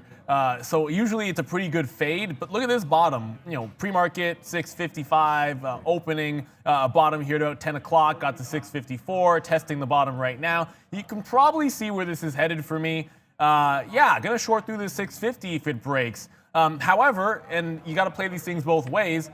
When a level like this holds up all morning long on something which probably should fade back in, it's like it should have broken down by now. I'm going to look for the breakout in the afternoon. I'm looking right here at about 770. You can look at $8, maybe even both. Like take the first half at 770. If it confirms through 8, you get the other half. So I'm going to play both sides of this coin. If 650 breaks, I'll definitely take that to the short side. But 770 and 8 even for some afternoon plays, for some breakouts. You know, like anything else here, that's subject to change. If it breaks 650 and I go short, that doesn't mean I'm getting into the long break later on in the day. I'll probably have changed my mind on that. Yeah, subject to change. Everything for me subject to change, because we got to watch things now. Dash, I can't believe we may turn out to be negative on this stock. Like we hit this one, and this is why I take a little bit out there for the 50 cents, and then the dollar, and then the $1.50, or no, almost $2 there on that 148 out, and then we ripped all the way to 152. My out is 152, so if it comes back to the upside, we'll get out. I still have a bid. I can't believe we missed by 2 pennies down here. But okay, 148.50 I'm waiting for now. Don't know if that's going to come in, guys. CCL is bouncing a little bit, so we do still have some faith on the upside of CCL here. But let's call it up here. It's not bouncing that much. Like we just went as high as 77 there or so. I don't know if that's real. What was my average price? 84. So could have took some out. If you are a little bit nervous about it, I don't blame you. Realistically, this was a good break to get out 70, but we're going to give it a little more room on a 65 break. So there it is. That's some real talk right there. We could get hit here on CCL, and it was a try. It's an up weight today. We did talk about that. That's why we did like it. I got the wine of the week here from the wife. Real talk. It's a there. white. Supposed to buy a white wine today? Okay. I thought for when it's warm outside, we want some reds, but we got some white wine there. Okay, we'll just John, easy on the real talk. You guys know who that is. And I was literally just, Robbie is wearing a Cosby sweater today, and it's like Cosby sweater, real talk, 2 icons that maybe we shouldn't be all over today. But it is what it is, guys. Certainly, I'll try to have a little bit of fun here. If you don't know real talk, well, I don't know what to tell you. We're old, so I actually know R. Kelly music, believe it or not. DoorDash here, it's grinding to the upside. I actually wrote down on my a 153 level. Now, if you watch back a couple of sessions ago, it was a higher low that it put in at about 153. So it's not necessarily an obvious resistance point, but if you look at these tops here, 154.50, 155, I wrote this down, and it was because I was thinking of an entry point around 53, giving it to that 154.55 in the event that it came up, which it's doing now. So I might be into Dash in a different trade here. Of course, we're looking at that 150 break, which was good. Now I'm thinking about this 153 area for an entry into a fade trade off of those highs. So we're not there yet, a couple of bucks away, but got to have a plan of action just in case we do. You always need a definite plan of action. Okay, Microsoft, good trades there, guys. 218 long, out 218.25. Long again, 218.20, out again in the 30s. So Microsoft, a good trade for us for sure. I just saw the like thing go off there a little bit. And Valeria, 1.8K. I know it's Friday. I know people are a little bit sleepy. I know there's not everyone's waiting for the close, but come on. I'm putting the like parade on right now. We need to get this to at least 2.5 right now. Let's see if we can watch this rip to the high side right here. Put that in there, guys. You've been watching this show. It's obviously free. It's obviously good content, I think. So let's see if we can't get those likes up. And I think this is well worth it here, guys. We're back all next week except Friday. Okay, here we go, 2K. There we go, nice little bump, 10%. Let's see if we get more. If you're watching this, guys, open up the app, open up your webpage, hit that like button, and let's see what we can do right now as we continue. Nice, 2.1K. I see the chat. I see you guys. Nice thumbs up, Trader Joe. Thank you so much. GRWG, Doug A. You love GRWG. I love GRWG. How many wins do we have to give you? I have 2021 plays. You guys want those? Let's go high side. Look at all the cash going. Look at all the green. Look at all the loves. Look at all the thumbs up. What up? Thank you so much to everybody again. There it is. We did it, guys.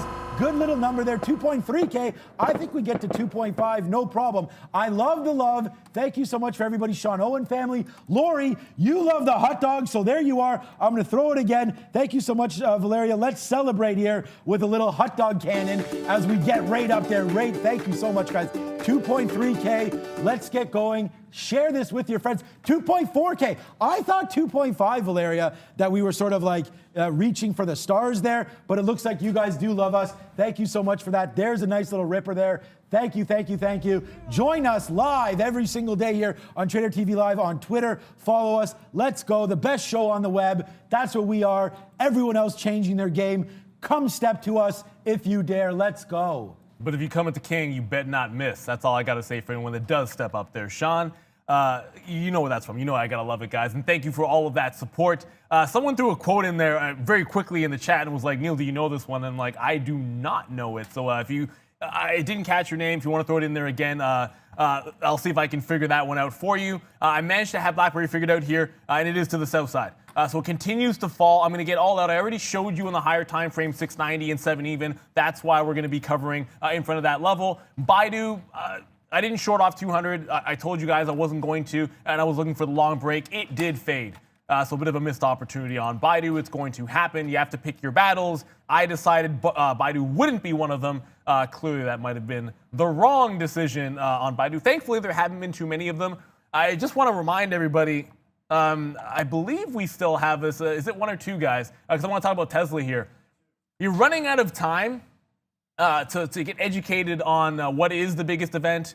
I've been trading a long time. Sean and I have been trading a very long time, nearly 20 years in both of our cases. We've seen a lot of rebalances. This is literally the biggest index rebalance event ever. Tesla, the biggest name ever coming in. I think last time, like Berkshire, when it did, was probably the other one that was next biggest. Either way, 80 billion is a gigantic number. 80 billion has to come out. Lots of tech names are going to be in play because they're major downweights. Carnival Cruise Lines is a big buy at 650 million. Learn about this event from us. We did a video on it. Check that one out. If you're going to be trading or even watching the close, you want to understand what is happening. That's why we did it for you guys. Yeah, hell yeah, that's why we did it for you guys. Microsoft coming back in just a little bit, and you just mentioned a sore spot. No, it's not a sore spot. CCL, I may just take some off right now, guys. It is coming back to the upside right now, and it's been not great. So I think this is worth taking some off here and saving some of our profits on this name, but we'll wait to see if we get any out. I still do like it. There we go. Just took a little bit at 72. We're long 83. This is going to go up, though, so don't worry. What's up, Beep? Another alert, guys, on this one. Virgin Galactic just broke back through 25. So we did get above it briefly, held for, a few minutes, but back below 25. I was just double checking. It was 25.59-ish, the closing price last night. So it's got to get all the way back up to that 25.50 area to get positive. But nice little move back from the gap down this morning. If you missed it, big offering for space. Guys. Okay, so Martin Bachman, some days you just can't get rid of the bomb. I don't know where that quote is from, and usually I'm pretty good with these, so let me know. I give up. If I don't get it right away, usually it's either it's filed away somewhere that I've lost that memory because I'm old, or I just don't know it at all. So let me know. I want to talk about Virgin Galactic here because sometimes you can be up on a stock, but you know it's not good. either one of us, probably both of us, and we talk about preparation all day long. It was on the watch list. 24 stood out like a sore thumb for a break. I wanted a dip buy as well. It was just the idea was to be long the stock, and somehow it's like short the first reversal, short the second reversal, make some money there, take one long breakout and just immediately give up on it. And then it continues to push. So obviously would have made way more money if we just went long on the stock, but thankfully we're going to be up. Wasn't too stubborn because the bias was to the upside. All that said, the reason for not getting this break at 24 was simply anticipation of large action at the open, which wasn't necessarily there. The volatility wasn't there at the open. I was thinking maybe you'd have some really big fake outs, so your structured trades might not work as well. Throw that out the window, but you have to play off your experience. That's a big thing. If Sean and I just ignored the fact that we've watched other quad witchings throw those trades out the window and then lost, we'd be telling you how dumb we were. So I can't get too upset about missing out on what was a great long on Virgin Galactic. It was sort of the experience telling me it might not be perfect. Everything worked exactly as it normally would. It is what it is, Sean. It happens. Oh, man. I just got an email. Like, everyone's trying. I don't know. I got an email. So I have a security system in my house, and now they want to upgrade me and do all this crazy stuff. Everybody coming at me. So I'll see what they have to do with that. Valeria, how are you doing? Good, good. MGNI right now, guys. Look at this one. Spin it. Money, Look, we're trading everything here, guys. Money. If you want diversification in what you're looking at, this is why I say to you, like, I have 177 trades today, and like, what names have we traded? Let's just run them through for anybody joining us right now. Okay, CCL just took a little more out. I see you going to the upside. Let's run this through. Like, Sean's trading Apple today. How about Tesla today? Don't look at the results. Palantir today. There it is there now. We have CCL, MGNI. Okay, so we're trading a couple up weights that you're looking for. CCL, Tesla. Here's MGNI, stock I never heard of. We still destroy it. One of my top stocks today, MGNI. Snowflake. Hell yeah, we had this break of 340. Yeah, by the way, that went $7 into the money before we only wind up netting out $1.70 on that trade. Microsoft, so you want to trade some big boys. There's some Softy, bang, bang, bang. Nice win on Softy. One of my top stocks again. Oh, how about IPOs? You want to trade IPOs? What about DoorDash? Bang to the downside. We're still waiting. I could get out now and be positive, but I think there's more to go. Luck and Coffee, one trade today off the open. Wow, that was a banger. $8. Hello, it's at 9. So there you go. And the trade that all of you seem to love these days, NEO. All over NEO, man. We haven't looked at it since, but wow, those were good longs. And then your boy always talks about Bitcoin as well. And so here we go. We have some Bitcoin trades in the blotter today as well. So there you go. 1, 2, 3, 4, 5, 6, 7, 8, 9, 10, 11. 11 symbols there, and we're negative on 2. And you want to know the 2 that we're negative on? Apple and Tesla. So I will seek revenge on these on rebalance, Neil. Well, I mean, that's obviously going to be the two names that you got to be watching for. I still think Berkshire is going to be interesting because it's not always the most liquid stock, and it's got a monster sell as well, whereas some of the other names in the tech space have a little bit more liquidity. I just got another leg at BlackBerry at 25. There was a bid that holding it up for several minutes here. It did just break, but this is what I was looking at, this consolidation on the one. So I said, why not take a little bit more profit off? It's getting close to lunchtime. So the last leg is in. The last bid is in front of 715. It just seems like it's really starting to slow down. So take advantage of this one while you can. I'm trying to stay relatively light. This is that time of day where usually on quad witching, you see a lot of action in the morning, really, really slow at lunchtime. So maybe look at some of those fast movers, some of those small cap names that might hold up in terms of volume, like that CURO. Cura could be a good one. I'm watching NXTD keep up its volume. I'll probably lean into those a little bit more into the afternoon. Stay away from the bigger names until, like Sean said, the close is going to give us probably a little tiny bit of action. And that quote, apparently Adam West. It's a Batman and Robin. Maybe I should have got that. I feel like I watched a lot of that back in the day when it was on reruns, but somehow I did not know it. And no, Karen, I did not get that GameStop short. I did have it once, and I got burned on it earlier on, and then I did not take the second one here, and clearly it is coming back in. So I did miss out on GameStop today. Okay, so there goes CCL back to the downside. We get out. We took the long again. It looks like a failed break there of VWAP. Can I get any love here? I'm literally getting out right at the bottom again, but it could not be the bottom. So we're going to try one more time on CCL and just give it to this bottom one more time. This is not a big position. This is about a third of what we had there. So CCL joins the club. We do have 3 losing stocks now on board. But look, this is what's happening right now. I don't know what else we could do. The market's just falling down. CCL tried to go back here, I feel like, right here, and then the market literally just dumped on itself. Here's the ES as well. So we're going to give this one, we're going to get out of it again. This is just a small position, but here's the ES as well. Come on, ES, load. ES, of course, the S&P 500. Yeah, making some cracks right now, breaking, I guess it does break that 3,700. That was probably a key spot that we didn't talk enough about, bouncing around there and now making the move to the low side. So watch out here as stocks just keep going down. Stocks don't always go up, guys. Sometimes they go down. 100%. I was just noting Tesla went negative on the session. I had to reload my chart because it didn't want to load for me here. Come on. Show me the date. Whatever, I'll just go to the 15-minute. This is what Tesla's doing right now. Breaking right into a key 650. This is a move that I thought was going to possibly happen a little bit closer to the close. Maybe an afternoon dump in the anticipation. Looks like it's headed to the dump a little bit early, but all things in perspective, that's $30 off the top, and Tesla is still flat on the day. So that's why Tesla is impressive, because that big of a retracement, and it's barely put a dent. It's right back at previous resistance at 650. So if it makes a bit of a bounce here, a good look for this name for sure. Oh, wow. I just saw a little something. I got to show this. No, you know what? I'm not going to do it because I just realized what it was. I'm not going to spoil it there for you, Valeria, but you definitely caught my eye there. I'm going to go back to Virgin Galactic if I can. This one is rolling over. I did take a shot at this a couple times, like I said, short. If this cannot hold this 20, look, if you look at the way up here, 24.40, 24.25, some support and some pullbacks, a review op around the same price. If it cannot hold this, the market is coming off heavy. Virgin Galactic down on the session, but a good recovery. I'll probably jump into the south side one more time, but only going to break down. I'm not shorting the pop. I'm shorting if the floodgates open up through VWAP here on Virgin Galactic. That's the only way I'm getting in with the momentum. I'm not going against it today.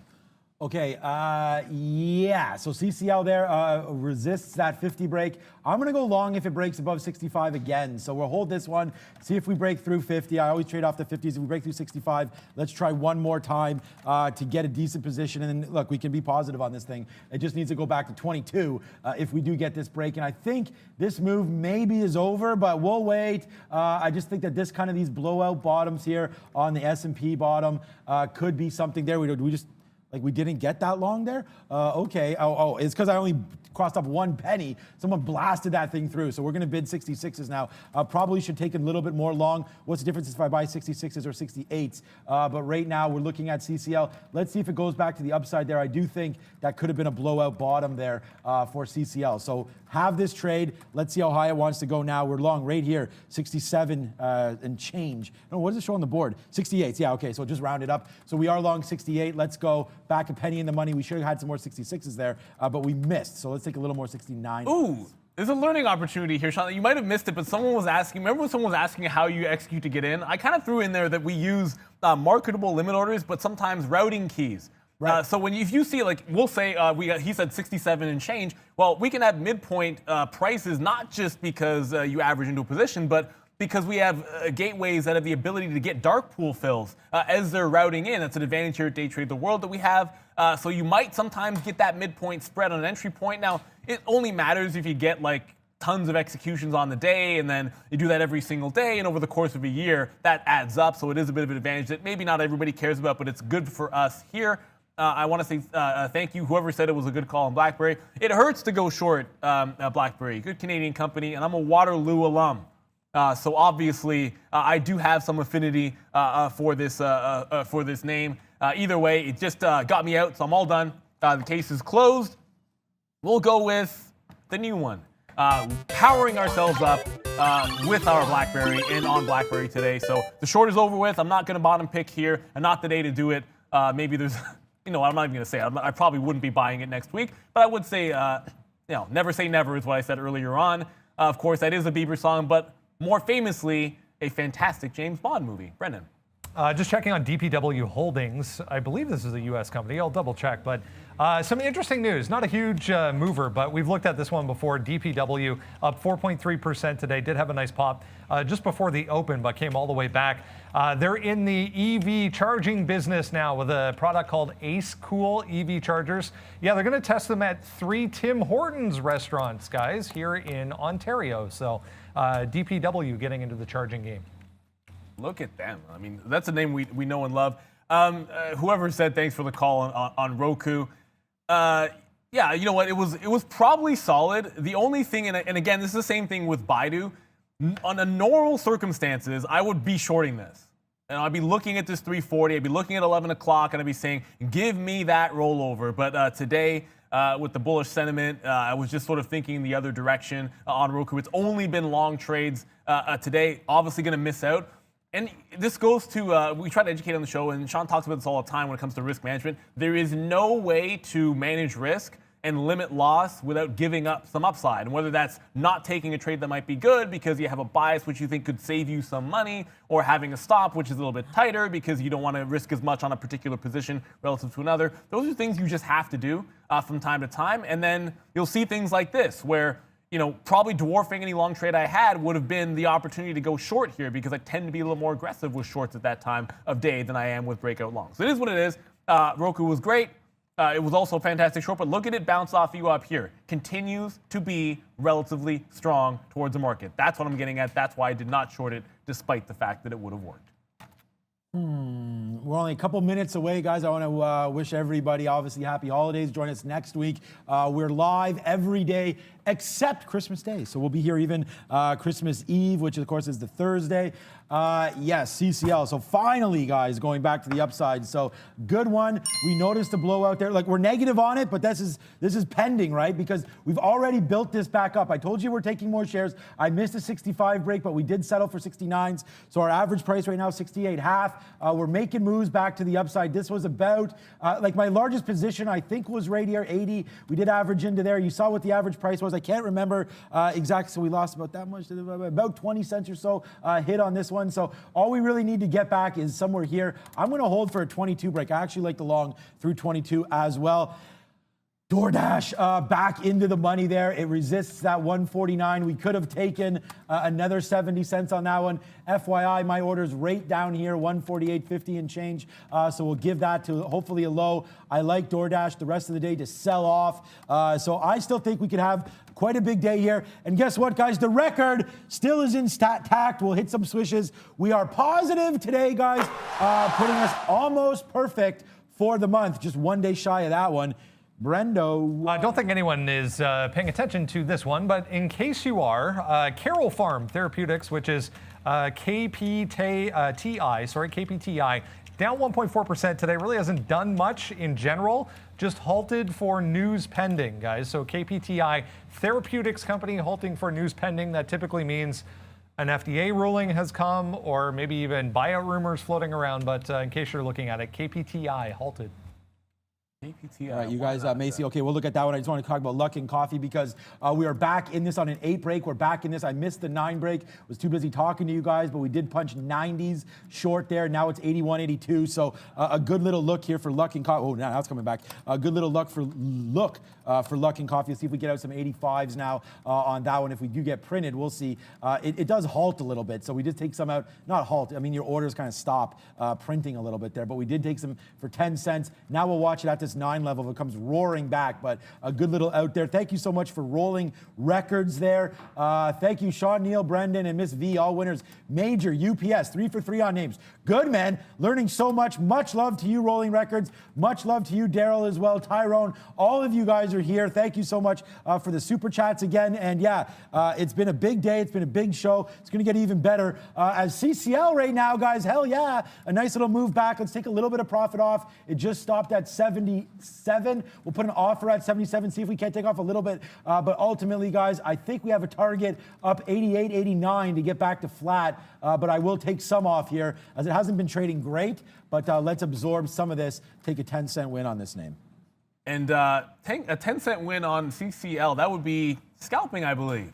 I don't know, which one is it, 1, 2, or 3, guys, for our other video.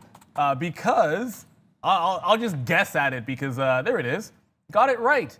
Oddly enough, Sean does a little bit of that style of trading. And if you're a watcher of the show, of course, I'm being facetious. He does a lot of that. So if it's a style you're not familiar with, check that video out, of course, because we're all about learning here. This is a little bit different. It's a longer video. It's like a beginner's ultimate guide for beginners. So it's a little bit more in depth than we would usually do. So if you do want to learn about that particular style of trading in general, check the video. It is a good one. I promise you, you will not be disappointed whatsoever. You wouldn't be disappointed if you were shorting Moderna long, or sorry, Moderna this morning off of 140. But if you didn't take profits, you wouldn't be too happy with that. It's all the way back up to this 140 mark. If this rolls over, that could be a good trade this afternoon. I mean, you can see what's been going on with this, and it's all about selling the vaccines for us. That's why I was never even thinking about bottom picking. Brendan, what's up, bud? Just reading Mike P. in Edmonton. It's minus 25 there today. Ouch. That's minus 10, minus 13 Fahrenheit, I believe, in Celsius. Not much in the way of earnings, guys, but it's rare. Nike apparently reporting aftermarket tonight. So we'll have a look at Nike coming up both aftermarket tonight and Monday morning as far as earnings, but nothing else on the earnings board today, guys. Monday morning there. Okay, here's Nike. Yeah, I want to buy Nike every time it goes down. So, oh yeah, by the way, DoorDash, Nepa, my friend. Oh yeah, we'll say, a lot of you asking where are we from. We're all from a fine city. I use that term a little loosely. Brampton, Ontario, Canada. So welcome. We are trading live in Toronto right now. Me and Brendan moved out. Neil, they got him stuck there. So he's still in Brampton. But Brendan and I back to the big smoke. And yeah, I think Dash is a big pile of smoke. So we are short right now, 149.60. Look, I think we go to the downside right now, 147.50 at least. I've canceled my bids. Like, let's just see what happens here. Going to the upside here, hopefully. Sorry, downside there, upside in CCL. We'll wait on that one.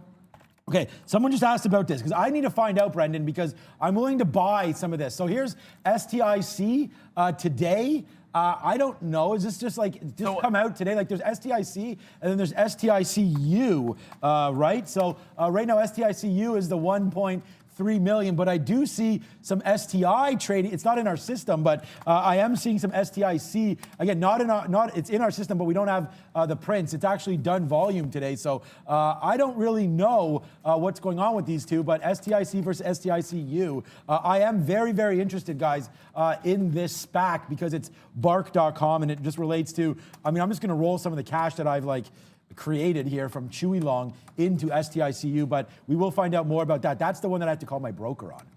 Yeah, and we've been talking about that one. Certainly of interest. You mentioned Nike. There is earnings before the market on Monday. Don't sleep on movement in Under Armour, which is sort of leveling off and rounding out for a potential break. So, you know, we'll see what happens Monday morning. I don't want to sort of anticipate moves until they come, but I like the sympathy play over in Under Armour if we can. So we're going to be looking at that, of course. Look, you can't talk about today if you're not talking about Tesla. It just made a hero bottom off of 650, so the buying just continues to come back in on any kind of a dip. So Tesla is going to be active. You know it is. I'm also going to be watching some of those tech names at the close because monster sells. I mean, if 80 billion goes in, like we say, 80 billion is going to get reweighted, and that means you can't avoid it. All the biggest names in the S&P 500 are going to be at the close likely selling bounces. So whether you're talking about Apple, Microsoft, Berkshire Hathaway, Amazon, Alphabet, all of those names possibly coming to the south side. CCL is the next largest upweight, and it is 1/100th the size of Tesla. There's one more thing we got to do before we get out of here, and I think it's an interesting national day, so we'll have fun with it. Let's go to Miss V. Hey guys, thank you for joining us this trading week. Thank you for all the support. Welcome all the new members and new subscribers. We love you guys. Have a wonderful weekend. Watch our educational video about Tesla being added to S&P 500 today. And happy National Ugly Christmas Sweater Day, everyone. And what an awesome tradition it is. We had a little fun with this last year, so if you guys can throw my screen up here. There we go. We all dressed up last time. It's so ugly, my sweater. We're going to do the same thing on Thursday next week. So I have an ugly sweater, and I had one, but I didn't wear it that day. I don't know why. So we'll wear Probably ours. because it was 40 degrees or something in the studio, and we were sweating wearing those sweaters, but whatever. So we'll wear that on Thursday, but Ugly Sweater Day. I know a lot of you guys like the ugly sweater. I know Valeria will have one. Brendan will have one as well. But you can throw that picture back up. Why not, guys? If you have that, you might as well throw it back up and talk about it. We did average into CCL there a little bit. There it is. Good look there. I like Valeria's a snowman. And then I didn't know Brendan was such a Star Wars fan, but there it is. Star Wars, there's a story behind that. That's why I say that. Okay, CCL, bottom. And then, this is what I want to talk about before we go, guys. Neo, hell yeah. I see a lot of you talking about Neo taking out the high of the day. We talked about that. These are our longs, man. This is one of the reasons why my day is still pretty green, guys. All the money that we cashed in on Neo, my number one stock, and it just rips. Keeps on going, guys. Neo can't stop. Neil. It cannot. It is like it's the one. Right? Neo, the one? This is the way. Yeah, there you go. Why not? Let's throw a last reference in there. And of course, the little bit of a running joke is if someone's going to be wearing a Star Wars Christmas sweater, you guys all know that it should be me. That's all I have to say about that. I have this weird T-Rex thing going on. But either way, it's been a fantastic show. Thank you so much for all of the support. I hope we've enjoyed today. There's been some awesome opportunities and obviously some solid winners, more than solid, I would like to say. And we're going to look forward to some action in the afternoon. We already told you all about that Tesla video, but look, I'm just going to drop it for you one more time again because this is very, very important. Even if you're not trading in the afternoon, if you're not going to be doing short-term opportunities at the close, this is the biggest rebalance event that's ever happened. We've been trading a long time, never seen anything like it. Tesla to the S&P 500, so try to learn about it. Educate yourself. Even when you don't trade something, you can learn from the action of watching and understanding what is going on. So that's why we've done the video. Please take advantage of it. I mean, we're doing it for free for you guys. You might as well. So down the line, you know I got to do it, even though we hate to get out of here. For Miss V, for my man Sean Katina in the Trader TV Live hoodie on Casual Friday. Brendan Wickens, I'm Neil Roberts. Good morning, good afternoon, good evening, wherever you are in the world. This is Trader TV Live, and we'll see you next week. Bye, guys.